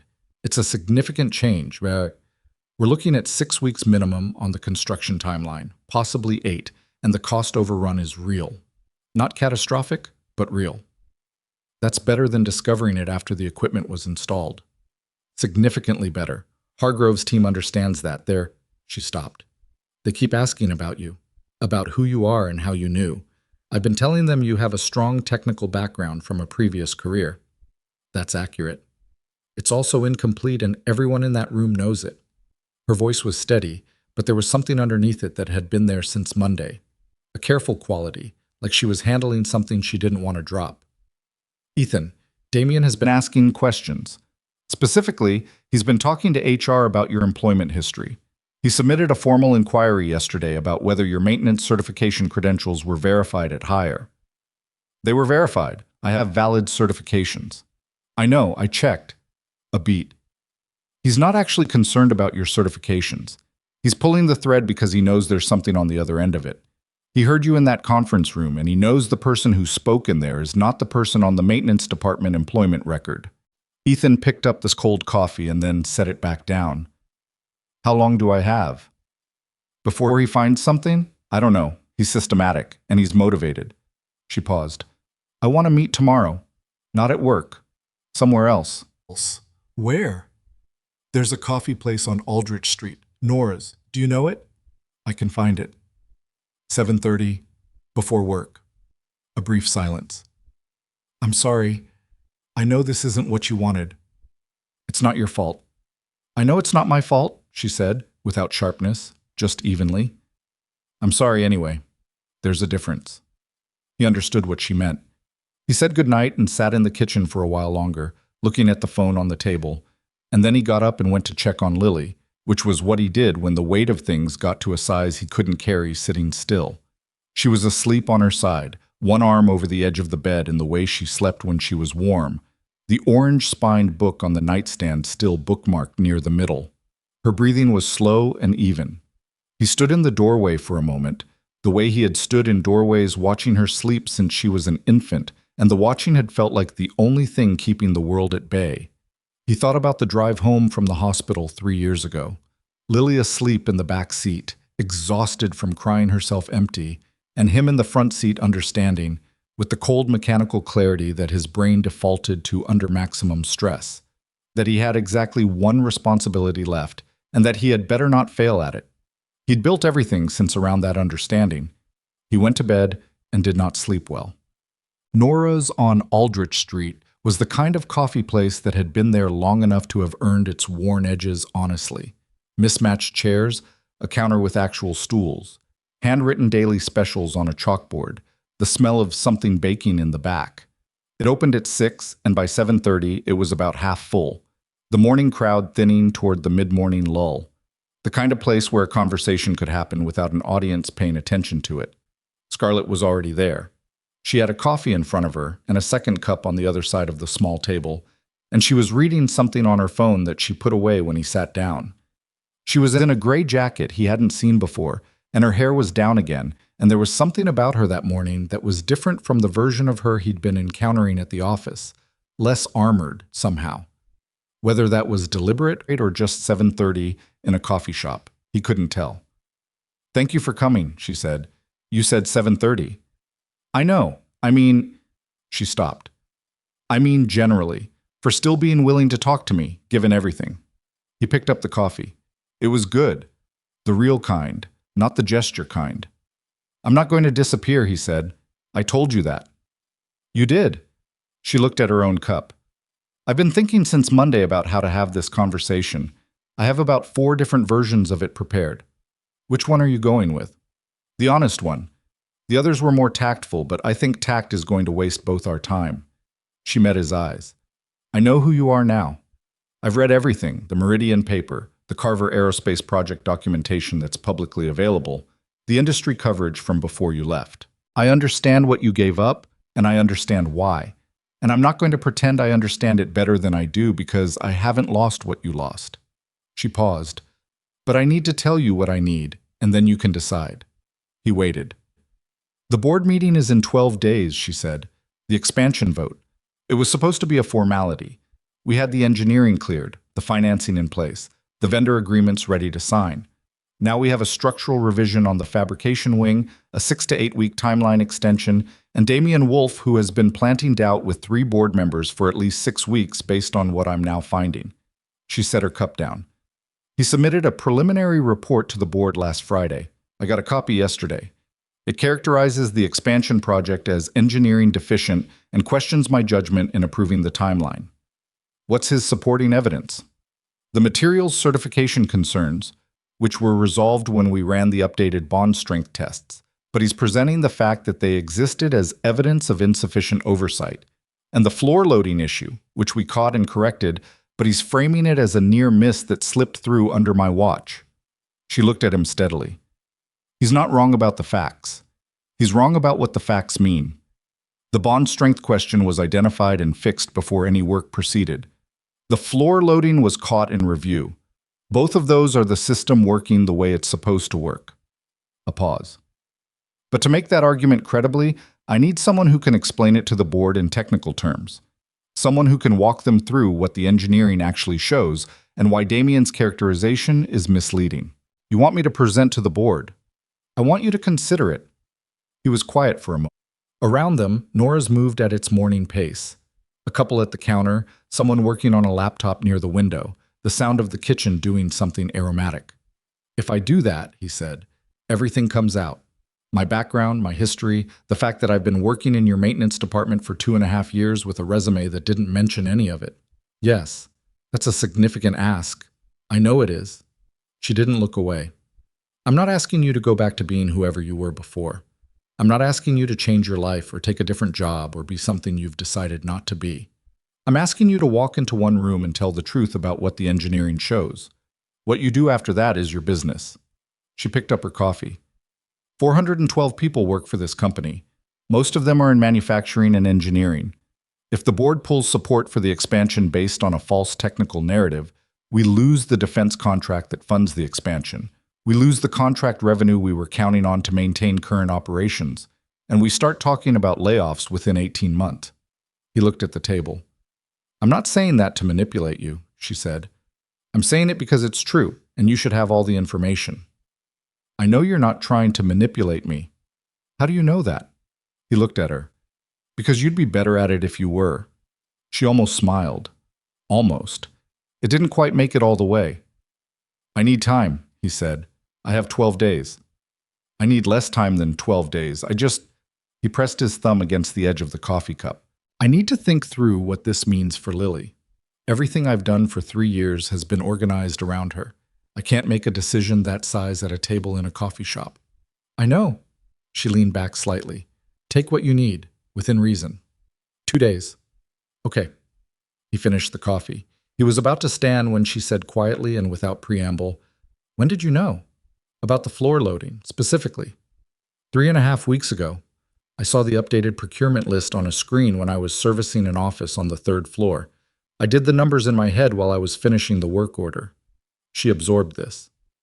And you didn't say anything? No. Because you were protecting your cover. Because I was trying to stay invisible, he said, which is not the same thing, even though it feels like it is. She looked at him for a moment. What's the difference? Protecting a cover is strategic. Staying invisible is... He thought about how to say it. It's more like a habit that became a conviction. You tell yourself you're protecting something, and that's partly true, but after a while you're also just hiding. And hiding and protecting start to feel the same from the inside. She was quiet.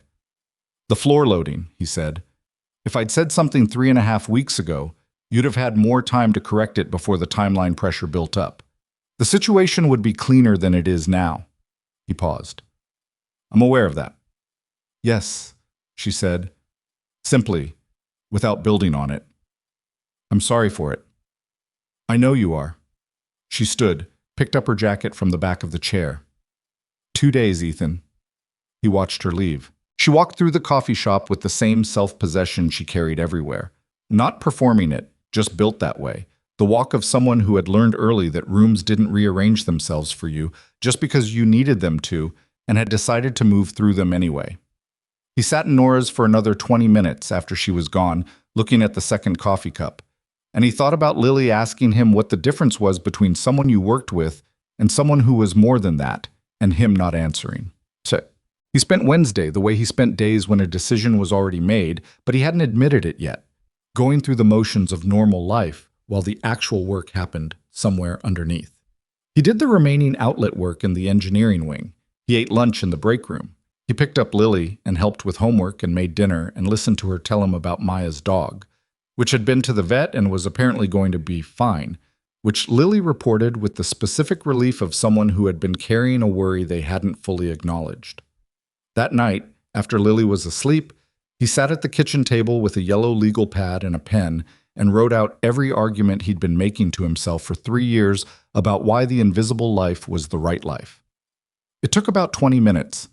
Then he wrote out, on the other side of the page, what he actually believed about those arguments now. That took longer. He crossed things out, rewrote them. The pen went through the paper in one spot where he pressed too hard. What he ended up with, on the second side, was not a rebuttal. It was more like a correction. The original arguments weren't wrong. Lily did need stability. He had failed Sarah by prioritizing work over presence. The industry he'd come from rewarded a kind of single-minded focus that had real costs for people who mattered. All of that was true. But he had built those truths into a wall and then lived behind it. And somewhere along the way he had started confusing the wall with safety. And safety and walls were not the same thing. A wall kept things out, but it also kept things in. And what it had been keeping in for 3 years was the part of him that could actually help people. Not because he was brilliant, not because the papers said what they said, but because he understood systems, and systems that failed hurt people, and he was in a position to see the failure before it happened. He had seen the floor loading 3.5 weeks ago and said nothing. He had heard Damien Wolf in the corridor and put his phone down twice. He had been so committed to the wall that he'd let the wall make decisions for him, and he had been dressing that up as protecting Lily for long enough that he almost believed it. He folded the legal pad sheet in half, put it in the kitchen drawer. He texted Scarlett, "I'll do it." Then, after a moment, "What do you need from me and when?" The response came in under a minute, which told him she had not been asleep. "Come to my office tomorrow morning, 8 o'clock. We have 11 days. He put the phone down and sat in the quiet kitchen. Through the apartment wall, he could hear the city in its nighttime register. Distant, low, ongoing. He thought about the last time he'd prepared for a high-stakes presentation. He remembered the feeling of it. Not pleasure, exactly, but a kind of purposeful clarity. The gathering of what you knew and the organization of it into something that could withstand scrutiny. He'd been good at that. He thought he might still be. The next 11 days had the particular compressed quality of time under pressure. Each day felt shorter than the previous one, and the individual hours had a density that ordinary hours didn't. He went to Scarlett's office at 8 Thursday morning, and they spent 2 hours going through Damien's board report together, annotating it, identifying every place where the framing was misleading and what the accurate framing would be. She was fast. She absorbed technical information the way engineers did, not line by line, but structurally, understanding how the pieces connected before she'd finished reading. He found himself talking to her the way he used to talk to colleagues, without the guard, without the careful vagueness, just the work. She noticed. He could see her noticing. She didn't say anything about it. Russell Greer came by on Friday afternoon and found them in a conference room on the 6th floor with 3 whiteboards covered in calculations and a floor plan of the fabrication wing with load paths marked in 3 different colors. Russell stood in the doorway for a moment, taking it in. "Nice to see your handwriting again," he said to Ethan. "It's exactly the same." "Close the door," Ethan said. Russell came in and pulled up a chair, and they worked until 6 o'clock, when Scarlett's assistant knocked and reminded her she had a dinner she couldn't miss. She looked at the whiteboards and then at her watch and said something under her breath that was probably not appropriate for a CEO. "We have 9 days," Ethan said. "Go to dinner." "The secondary support analysis isn't—" "I'll finish it tonight." She looked at him. "You don't have to." "I'll finish it tonight," he said again, and Russell Greer picked up his coffee cup and looked at the ceiling. She left. Ethan stayed until 8:30, working through the secondary support analysis at a whiteboard in a conference room on the 6th floor of Ashford Industries, in a gray maintenance shirt, doing the kind of work he told himself for 3 years he was done doing. It was, and he acknowledged this only to himself, standing at the whiteboard with a marker that was running dry. Not unpleasant. He photographed the boards before he left. Drove home. Mrs. Garza had stayed with Lily and was watching television in the living room when he got back. "Late night," Mrs. Garza said, standing to gather her things. "Work thing, thank you." She ate everything and did her reading. She paused at the door. "You look different." "Different how?" She considered this with the careful seriousness she brought to most things. "Less like someone waiting," she said, and then she went home. He stood in the hallway after she'd gone, and he understood exactly what she meant, and he didn't know what to do with it. So he went to check on Lily, who was asleep with the orange-spined book still in her hand. He had not told Lily what was happening. He told her work was complicated, and that he had some extra responsibilities this week. And she had accepted this with the patience she deployed when she understood something was serious and had decided not to push. She was, in certain ways, the most emotionally perceptive person in his life, and the most restrained about deploying that perception, which was a combination that still surprised him sometimes. On the Sunday before the board meeting, they were in the park near their apartment, Lily on the climbing structure, Ethan on the bench. When she climbed down and came to sit beside him with the deliberate purposefulness that meant she'd been thinking about something and had decided to say it. "Dad." "Yeah." "Are you going to go back to being an engineer?" He looked at her. "What makes you ask that?" "I've been doing math," she said. "You used to be something else. I figured that out a while ago. You know too much stuff for someone who fixes lights. And you've been working late, which you don't do, and you had the problem face for like 2 weeks, and then it stopped being problem face and turned into something else." She looked at the park. "I don't know what the other face is called. I just know it's different." He thought about what Mrs. Garza had said. "When did you figure out I used to be something else?" "The science project," she said. "The triangle thing. You said load path and support conditions. I looked those up." He almost said something self-deflecting.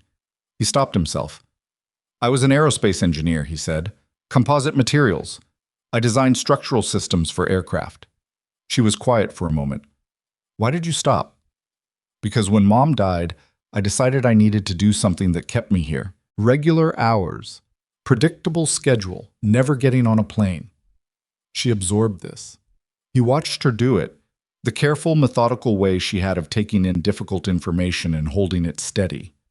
"Is it going to change things?" she said. "If you go back?" "Some things," he said. "Not the things that matter." "What matters?" 3:15 pickup, pancakes on game days, being here." He paused. "You." She looked at the climbing structure. "Scarlett seems okay." "That's not—" He stopped. "This isn't about Scarlett." "Okay," Lily said, in the tone that meant she was reserving judgment. He looked at his daughter. 8 years old, grass stain from last Saturday still faintly visible on the knee of her jeans, library book tucked under her arm. He thought about Sarah. He thought about the hospital and the drive home, and standing in doorways watching Lily sleep as though attention alone could keep the world from taking anything else. "I'm going to do something next week," he said. "It might change how things look for a while. My job, people knowing different things about me. I need you to know I thought about you first, before I decided." She looked at him for a long moment with Sarah's eyes. "I know," she said. "You always do." He didn't know what he'd done to deserve her. He was smart enough not to say that out loud. Monday, the day before the board meeting, Damian Wolf made his move. Ethan found out the way he found out things at Ashford Industries, indirectly through the infrastructure. Bob Kowalski stopped him in the basement at 9 a.m. with an expression that mixed discomfort with the helpless apology of a man delivering news he hadn't made. "HR called me this morning," Bob said. "There's a request from senior management to review your employment file. Specifically, and I'm just telling you what they told me, specifically whether you disclosed your full professional background at hire." "What did you tell them?" "I told them you were the best maintenance tech I'd had in 6 years, and that your certifications were all current and valid." He looked at Ethan with the steady, uncomplicated decency of a man who managed his world with work orders and steel-toed boots. "I also told them that whatever else they were asking about was above my pay grade." "Thanks, Bob. You okay?" "I will be." He went upstairs and knocked on Scarlett's open office door. She was on the phone, but when she saw his face, she said into the receiver, "I'll call you back," and hung up. "He filed a formal complaint with HR," Ethan said. "Employment disclosure." "I know." He copied the board chair. She stood up from her desk. He timed it specifically, the day before the vote, when there's maximum uncertainty and minimum time to respond. "He's not wrong about the timeline gap," Ethan said. "When I applied for the maintenance position, the employment form asked for relevant work history. I listed my facilities management experience and the certifications. I did not list Carver Aerospace or Meridian or Holden. That was a deliberate choice," which is what he's using. "Yes." She stood behind her desk and looked at him with an expression that was doing several things simultaneously: thinking, assessing, deciding. "It's not a termination-level issue," she said. "The certifications are real. The facility's work history is real. You didn't falsify anything, but it's a distraction, and he knows it. He's not trying to get you fired. He's trying to create noise around your credibility for tomorrow." "I know." "So tomorrow," she said, "when you present to the board, you'll need to address it, not defensively, just head on." "I was planning to." She looked at him. "You've done this before, presented to hostile rooms. More than I'd like to remember. How did you handle it?" He thought about it honestly. "Not always well," he said. "There was a period at Carver when I was impatient with people who questioned the engineering when the engineering was sound. I thought being right was enough. It's not enough. You have to make people understand why you're right, and that's a different skill." "Did you learn it?" "Mostly." He paused. "I'm better at it when the stakes are real." "The stakes are real tomorrow." "I know." She came around the desk and stopped in front of him at a distance that was closer than professional, but not quite anything else. She looked up at him. She was shorter than him by several inches, a fact that somehow always surprised him slightly when they were standing at this distance, and said, "Ethan, whatever happens tomorrow. You came in on Monday and told the truth about the floor loading when you didn't have to. You stayed when I asked you to. I need you to know that I—" She stopped, started differently. "I don't take that for granted. I know you don't." "Okay?" She stepped back. The professional distance resumed. 8 a.m. tomorrow, boardroom on 7. Russell will be there. I'll be there." He was at the elevator when she called after him. "Wear something other than the maintenance shirt." He looked down at his chest. The gray shirt with his name on the pocket looked back at him. "I'll see what I can do," he said. He drove home that evening through the ordinary streets of an ordinary Monday and thought about what came next. Not with dread exactly, with the particular focused calm that arrived, finally and reliably, when a decision was fully made and the last thing to do was simply walk through the door. He picked up Lily from Mrs. Garza's, and she looked at his face and seemed satisfied with whatever she found there. "Pancake Saturday?" she said. "Pancake Saturday," he said. He made dinner and listened to her talk and washed the dishes and stood at the kitchen window in the night quiet. And somewhere in the city, Scarlett Ashford was sitting at her own desk preparing for tomorrow. And Damian Wolfe was in his apartment believing he had won something. And the board of directors of Ashford Industries was finishing their Monday evenings without knowing that in the morning, a man who had spent 3 years making himself invisible was going to walk into their room and stop. He went to the closet and found, behind the maintenance shirts and the weekend flannel, the white dress shirt he hadn't worn in 3 years, still in the dry cleaner's bag. He took it out, hung it on the door. He looked at it for a moment, the shape of a different version of himself, pressed and waiting. Then he went to bed. I was up at 5:15, which was earlier than necessary and later than he'd actually been sleeping because the sleep had stopped working around 3 a.m. And he'd spent the intervening hours in that particular half-conscious state where the mind runs through scenarios it has no business rehearsing at that hour. He'd done the presentation in his head 4 times. Each version went differently. He stopped running it after the 4th. By 6, he had coffee made and was sitting at the kitchen table in the quiet apartment, the white dress shirt still hanging on the closet door in the hallway where he could see it from where he sat. He looked at it while he drank the coffee. It was a good shirt. He'd bought it for a conference presentation in a different life, paid more for it than he usually paid for anything, because someone had told him once that a room full of skeptical engineers would give you 30 extra seconds of credibility if you looked like you'd thought about what you were wearing, and 30 seconds was enough time to land the first point cleanly. He didn't know if that was true. He'd believed it then. Lily came out of her room at 6:45 in her pajamas, hair in the particular configuration that meant she'd slept hard, and stopped in the kitchen doorway when she saw him. "You're up early," she said. "Couldn't sleep." She went to the cabinet, got herself a glass, filled it with water from the tap. She had always done that. Water first thing in the morning, before anything else. He didn't know where she'd gotten it. Not from him, not from Sarah. Maybe she'd read it somewhere, or decided it made sense, or invented it as a personal rule the way she invented a lot of things. She was deeply her own person in ways that still surprised him, which he supposed was what happened when you paid close enough attention. She sat down across from him with her water glass and looked at the shirt hanging in the hallway. "Is that your going to do something shirt?" she said. "It's just a shirt." "It's not just a shirt. You don't own shirts like that." She looked at him. "Today's the thing." "Today's the thing," he confirmed. She nodded slowly, drank some water. "Are you scared?" He thought about lying. He thought about the specific parental impulse to present a version of yourself to your child that is steadier than the truth, because steadiness feels like protection. He'd done that some, probably more than he should have. "A little," he said. "Not about the engineering, about what happens after." "What happens after?" "Things change. My job changes. How people know me changes." He turned the coffee cup in his hands. "I've been the same thing for 3 years. It's easier than you'd think to get used to being invisible." She was quiet for a moment. 8 years old, water glass in both hands, looking at him with the patient seriousness that arrived on her face sometimes when she was processing something real.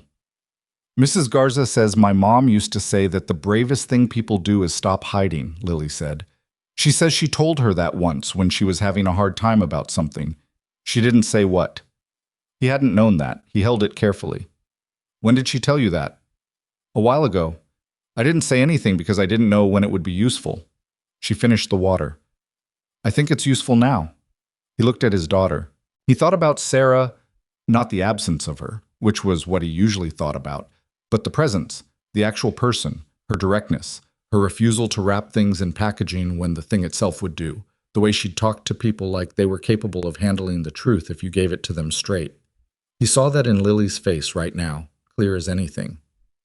"Yeah," he said, "I think so too." She got up and rinsed her glass in the sink. "I'm going to get dressed. Mrs. Garza is taking me to school today, right?" "Right." "Okay."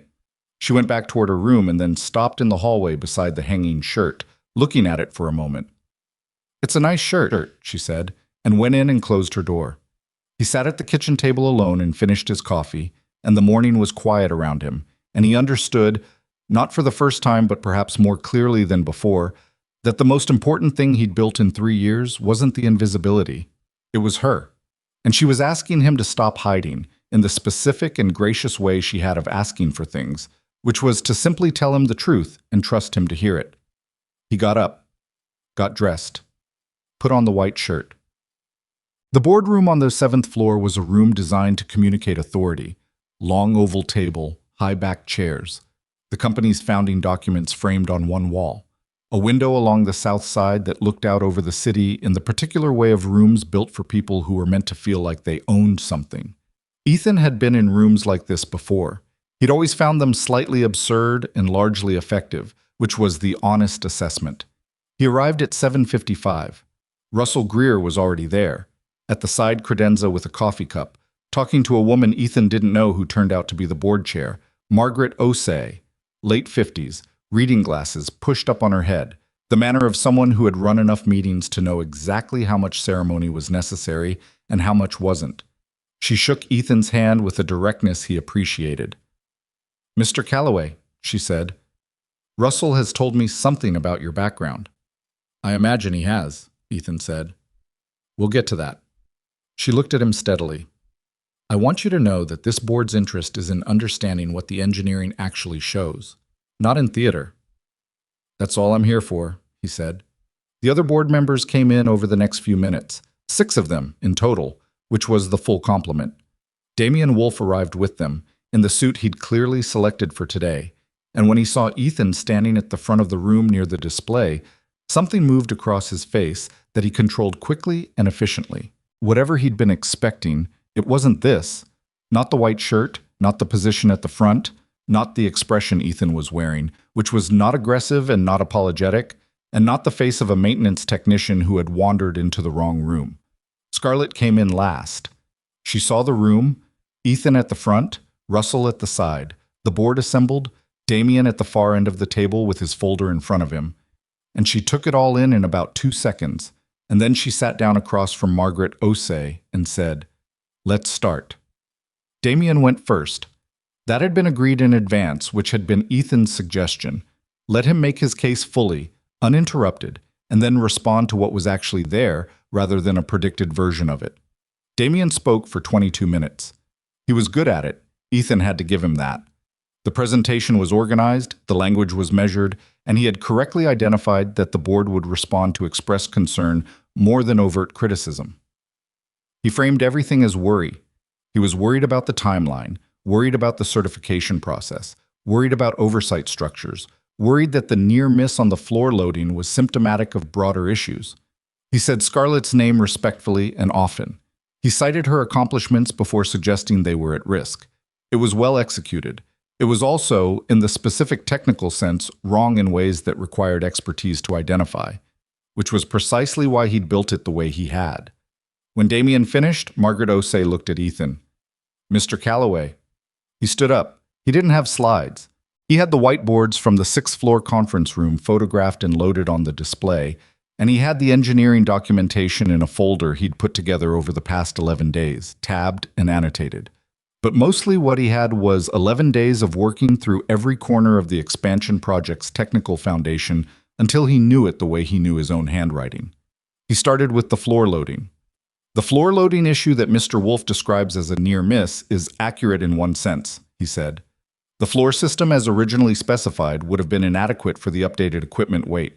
That is a real problem. He looked around the table. What Mr. Wolf's report does not address is that the error was identified in a standard engineering review before any construction proceeded, before any equipment was ordered, and before any money was spent on remediation. That is not a near miss. That is the review process working as designed. He put the original spec on the display beside the corrected version. The difference between a near miss and a caught error is the point at which it's identified. This one was identified at the earliest possible stage. The corrected design is on your left.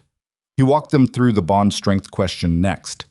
He explained what a resin formulation change meant, why recertification was the right call rather than relying on updated supplier data, and what the test results showed. He put the actual test data on the display, not summarized, not interpreted, the raw results, and gave them the time to look at it. Mr. Wolf's report characterizes the certification question as evidence of insufficient oversight, he said. I'd characterize it as evidence of exactly the opposite, Insufficient oversight would have been accepting the supplier's updated data sheet and moving on. Scarlett Ashford identified the question, ordered the recertification, and acted on the results. That sequence is the definition of sufficient oversight. He saw Margaret Osei write something down. He kept going. The structural modeling for the fabrication wing took the longest, 20 minutes, because it was the most technically complex and because he refused to simplify it past the point of accuracy. He had learned, over years of presentations, that talking down to an intelligent audience was worse than talking over them. The board members weren't engineers, but they were people who had dealt in complex systems their entire careers, and they could follow a logical chain if you constructed it carefully enough. He constructed it carefully. When he finished, the room was quiet for a moment. Then one of the board members, a man named Koretsky, who had not spoken yet and had been taking notes throughout, said, "Mr. Calloway, your employment history. Russell tells us you were at Carver Aerospace. Lead Structural Engineer, Composite Systems Division. Before that, Holden Materials Group and Meridian Institute. Your maintenance department employment record doesn't reflect that history." "No," he said, "it doesn't." "Can you explain why?" He had prepared for this. He had prepared 3 different versions of this answer, ranging from brief to comprehensive, and he decided in the kitchen that morning, after Lily went back to her room, that he was going with the comprehensive one. "My wife died 3 years ago," he said. "I was traveling for work when it happened. She was alone." He kept his voice level, not because he felt level, but because the room needed the information, and the information didn't require performance to be true. "I made a decision after that to rebuild my life around a different set of priorities. I have an 8-year-old daughter. I wanted to be present for her in a way that my previous career made difficult. I took a position in maintenance because it offered regular hours and a predictable schedule and the ability to be there at 3:15 every afternoon when my daughter comes out of school." He paused. "I didn't disclose my engineering background because I wasn't planning to use it. I wasn't hiding from anything professional. I was trying to build a different kind of life." The room was quiet. "That's the honest answer," he said. "I understand if it raises questions about my credibility. I'd rather you had the honest answer and formed your own conclusion." Margaret Osei looked at him for a moment over her reading glasses. Then she looked at Damien Wolfe. "Do you have a response to the technical analysis, Mr. Wolfe?" Damien had been sitting with his folder closed for the last 40 minutes. He opened it now, looked at something inside it, closed it again.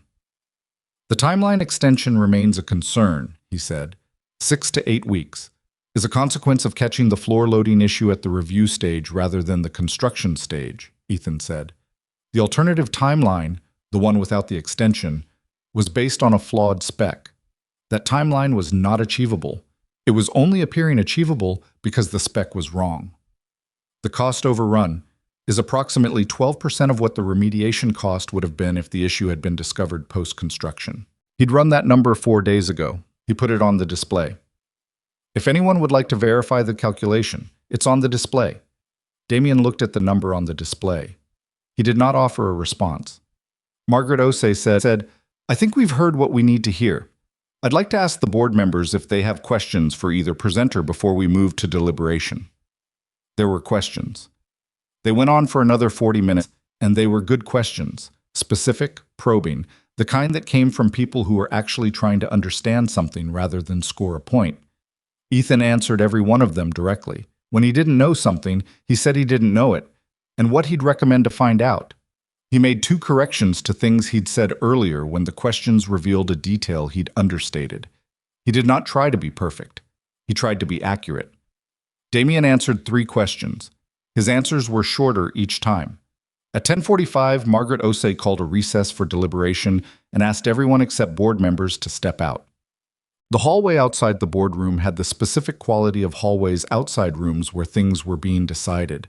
A suspended feeling, like air that hasn't moved in a while. Russell leaned against the wall with his coffee cup. Scarlett stood near the window at the end of the hall, looking out. Ethan stood between them and looked at nothing in particular. "You did well in there," Russell said. "The engineering is solid. That does most of the work." "The engineering being solid doesn't mean you can't blow the presentation. You didn't blow the presentation." Ethan looked at Scarlett's back, the set of her shoulders, the particular stillness of someone containing something rather than expressing it. "How are you doing?" he said. She turned from the window. "Waiting is the hardest part for me. I don't have anything useful to do right now, and I don't know what to do with that." "You could get coffee." "I've had 3 coffees." "You could get a 4th. That would be bad for me." "Probably," he agreed. She almost smiled. She was doing the same thing she always did with almost smiles, starting them and then pulling back like she was rationing something. He'd noticed that over the past 11 days, which had involved a significant amount of time in close quarters working through engineering documentation, and he had been doing his best to file the noticings away without acting on them, with mixed success. Damian Wolf was standing further down the corridor, on his phone, his back to them. He'd barely spoken since the presentations ended. The smooth reasonableness had gone somewhere, not visibly broken, just absent, the way a particular quality of light went when the source changed. They waited for 35 minutes. The boardroom door opened. Margaret Osei leaned out and said, "We're ready." Yes. The vote was 6-0 in favor of the expansion. Margaret Osei read the resolution in the flat, deliberate cadence of someone who had read resolutions before and understood that the words mattered more than the delivery. Full approval of the expansion project. Full confidence in the current leadership's oversight of the engineering process. A directed request that the board be provided with the corrected structural analysis and updated timeline within 15 days. Then she looked up from the resolution and said, "The board would also like to formally request that Ashford Industries HR department review the situation that has come to light regarding employment disclosure practices, with particular attention to whether existing policies adequately account for candidates who may be choosing to underutilize their professional background for personal reasons. We don't want to lose qualified people because the form doesn't have room for nuance." She said it without looking at Damian Wolf. She didn't need to. He tendered his resignation before noon. Ethan found out from Scarlett, who came out of a meeting with HR and the board chair at 12:15, and told him in the 6th-floor corridor with the brevity of someone who had been expecting it. "He sent the letter this morning. Before the vote, actually." She paused. "He knew. When you were presenting, he knew it wasn't going to go the way he'd planned, and he spent the recess writing the letter." "Smart move," Ethan said, "getting ahead of whatever the board investigation would have found." "Yes." She looked down the corridor. "He wasn't wrong that there were engineering questions to address. I was wrong about why they mattered and what they meant. And he was wrong to manufacture uncertainty he didn't believe in to advance something he wanted." She paused. "Those are different kinds of wrong. The second one is the worst kind." "Yes," she said, "it is." They stood in the 6th-floor corridor in the midday quiet of a building that was going about its business around them. And Ethan thought about the drive into work that morning. The white shirt, Lily's face at the kitchen table, the weight of a decision that had been made before he admitted it and had just finished being executed. "What happens now?" he said. She looked at him. "I want to offer you a position, Director of Composite Engineering. It's a role we were planning to hire for externally. The expansion creates enough technical complexity that we need dedicated leadership for the materials and structural side." She held his gaze. "I want you to know I thought about this carefully. I'm not offering it because of what happened this morning. I'm offering it because you're the right person for it, and because I should have been looking for you years ago instead of advertising it to the open market." "What are the hours?" She didn't hesitate. "You define them, with the understanding that some periods will be more demanding than others. Major project milestones, engineering reviews, the fabrication wing construction oversight. But the baseline is yours to set. 3:15 is not negotiable if that's what you need. 3:15 is not negotiable. Then 3:15 is in the job description." She paused. "Ethan, you don't have to decide right now." "I know." He looked at the corridor wall, thought about the legal pad in the kitchen drawer, the second side of the page, the corrections he'd written in pen that had gone through the paper in one spot. "But I already decided. A few days ago." He looked at her. "Yes." She let out a breath, not dramatic, just real, something releasing. "Okay," she said. "Good. I want one more thing." "What?" "I stay on the morning schedule until the formal transition. I don't want Bob Kowalski to be understaffed without notice. He thought about Bob and the steel-toed boots and the gracious, complete indifference to Ethan's personal business, as long as the work got done. He's been a decent manager and I don't want to leave him short. She looked at him for a moment with an expression he'd seen on her face before and still didn't quite have a word for. Something in the territory between respect and something warmer, the two things existing close enough together that the border between them was unclear. 2 weeks? She said. 2 weeks. Done. All done. He picked up Lily at 3:15. She was on the concrete wall with the orange-spined book, same as always, and she closed it and jumped down when she saw the car, and she climbed in and buckled her seatbelt and looked at his face before he'd said a word. It went okay, she said. It wasn't a question. It went okay. The shirt worked? The shirt may have contributed. She nodded sagely, as though this confirmed something she'd already known. Then, are you still going to pick me up at 3:15? Every day? Even with the new job? He looked at her in the rearview mirror. How do you know about the new job? You have a different face than this morning. Problem face is gone. The other face is gone. You just have face. She looked out the window. So I figured something worked out. He drove. The city went by in its afternoon configuration. Kids on bikes, someone walking a large and enthusiastic dog, the familiar sequence of lights between the school and home that he had driven so many times he navigated it without thought. Every day, he said. 3:15. That's not changing. She seemed satisfied. She opened the orange-spined book. Dad? Yeah. I'm glad you stopped hiding.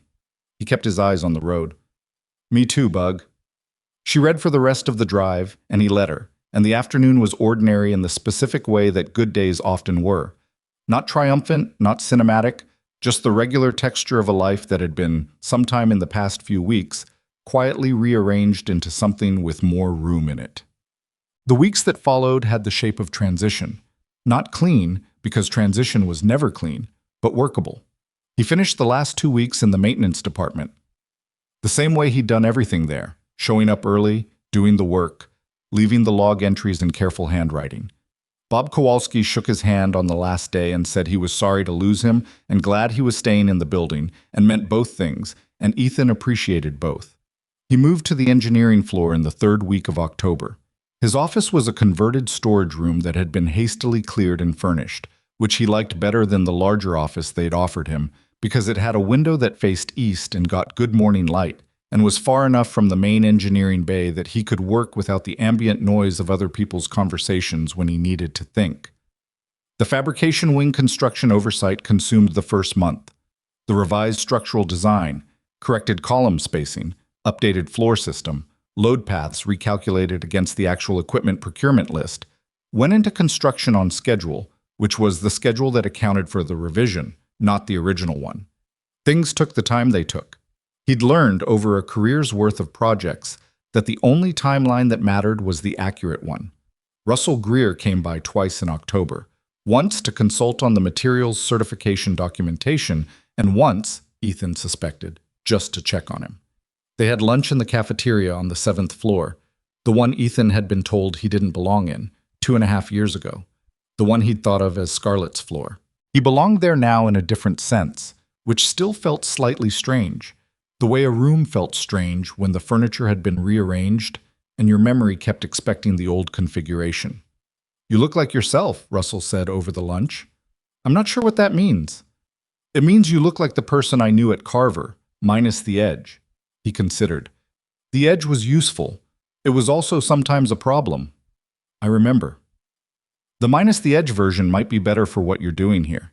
He picked up his coffee. You've got something to go home to now. It changes the calculation.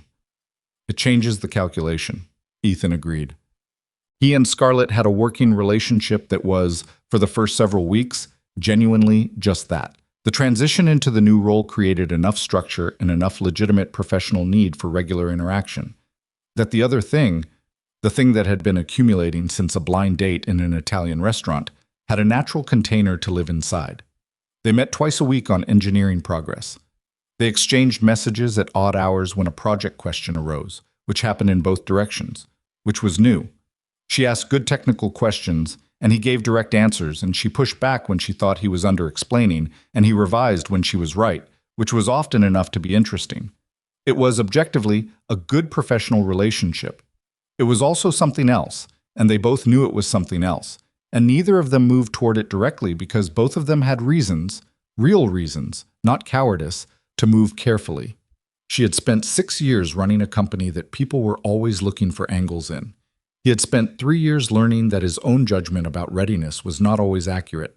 Those were not small things.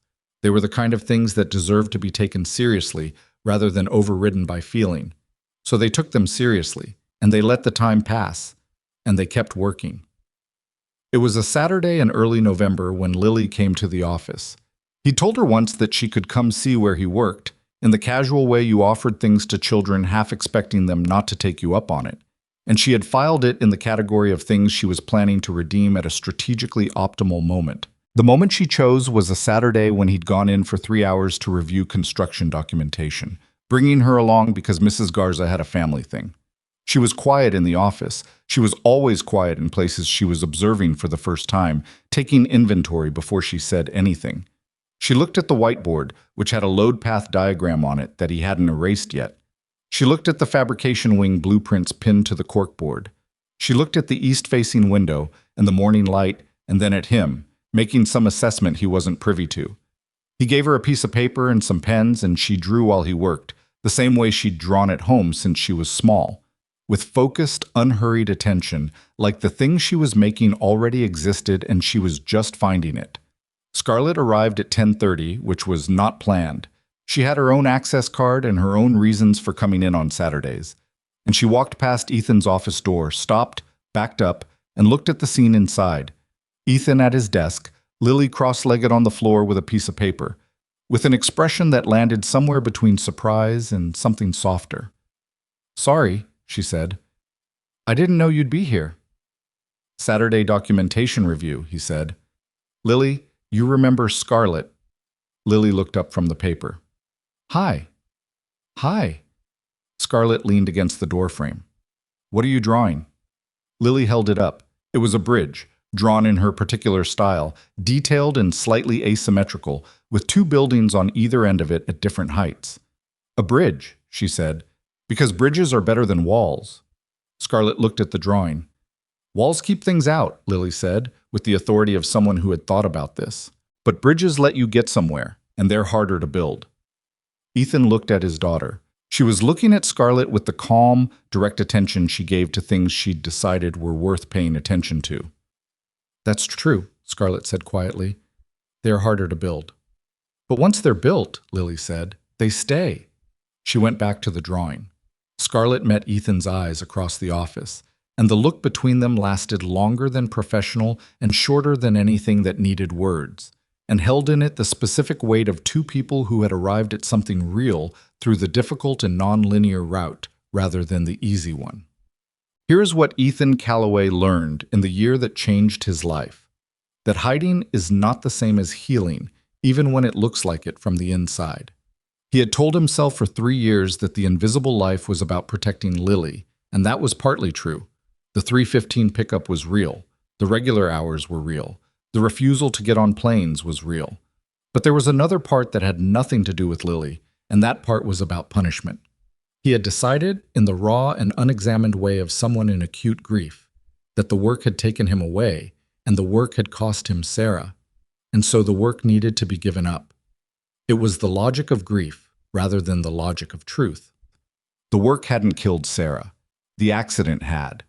Those were different things, and confusing them had cost him 3 years and would have cost him more if a blind date and a structural failure and a man with a smooth voice and bad intentions hadn't conspired to walk him out of the wall he'd built and back into his own life. He also learned, and this one took longer, and he was still learning it at the end of the year, that asking for help was not the same as failing.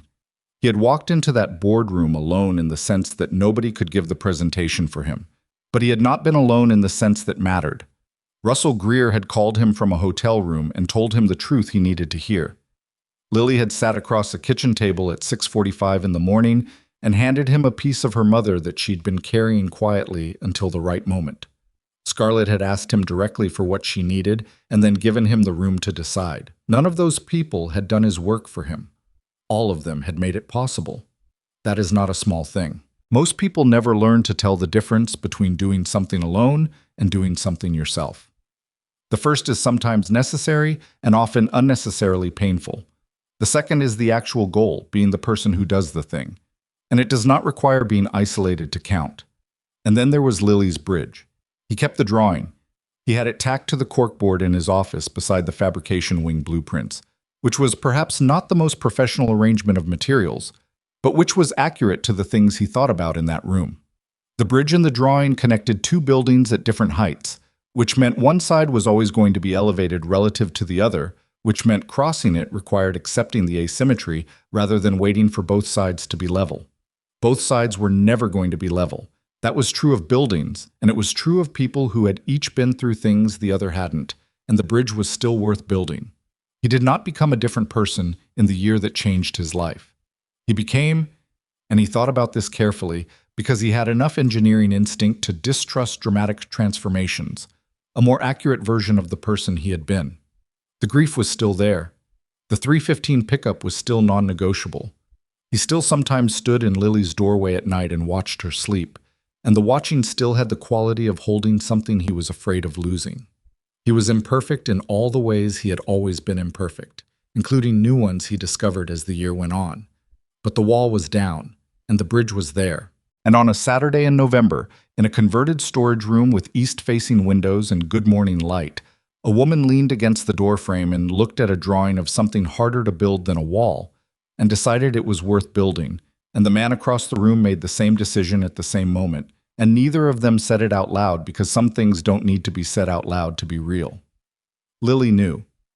She went back to her drawing and didn't say anything about it, because she was 8 years old and wise in the specific way that children were wise who had learned early that some things resolved on their own if you gave them enough room. She drew for another hour while the adults talked about the engineering documentation, which they both knew was only partly what they were talking about. On the way home, she sat in the back seat with her drawing rolled carefully in her hands and said, without looking up, "Scarlett's going to be around more, isn't she?" Ethan drove. The autumn city went by in its afternoon configuration. "I think so," he said. Lily nodded, looked at her drawing. "She asked good questions about the bridge," she said, "about how the cables worked. She's an engineer. She would. I like that she asked." She unrolled the drawing slightly, looked at it, rolled it back. Most grown-ups say, "Oh, that's nice," and walk away. She's not most grown-ups. No, Lily agreed. She's not. They drove the rest of the way home through streets he knew as well as anything, in the car that smelled like library books, and the granola bars he kept in the cup holder, with the ordinary weight of an ordinary Saturday settling around them. And Ethan Calloway thought about what it meant to stop waiting for a version of your life that was safe enough to live in, and to live in the one that was actually yours instead, imperfect and open-ended and full of people who asked good questions about the things you'd built. It was enough. It was more than enough. It was, in the end, exactly what it was supposed to be.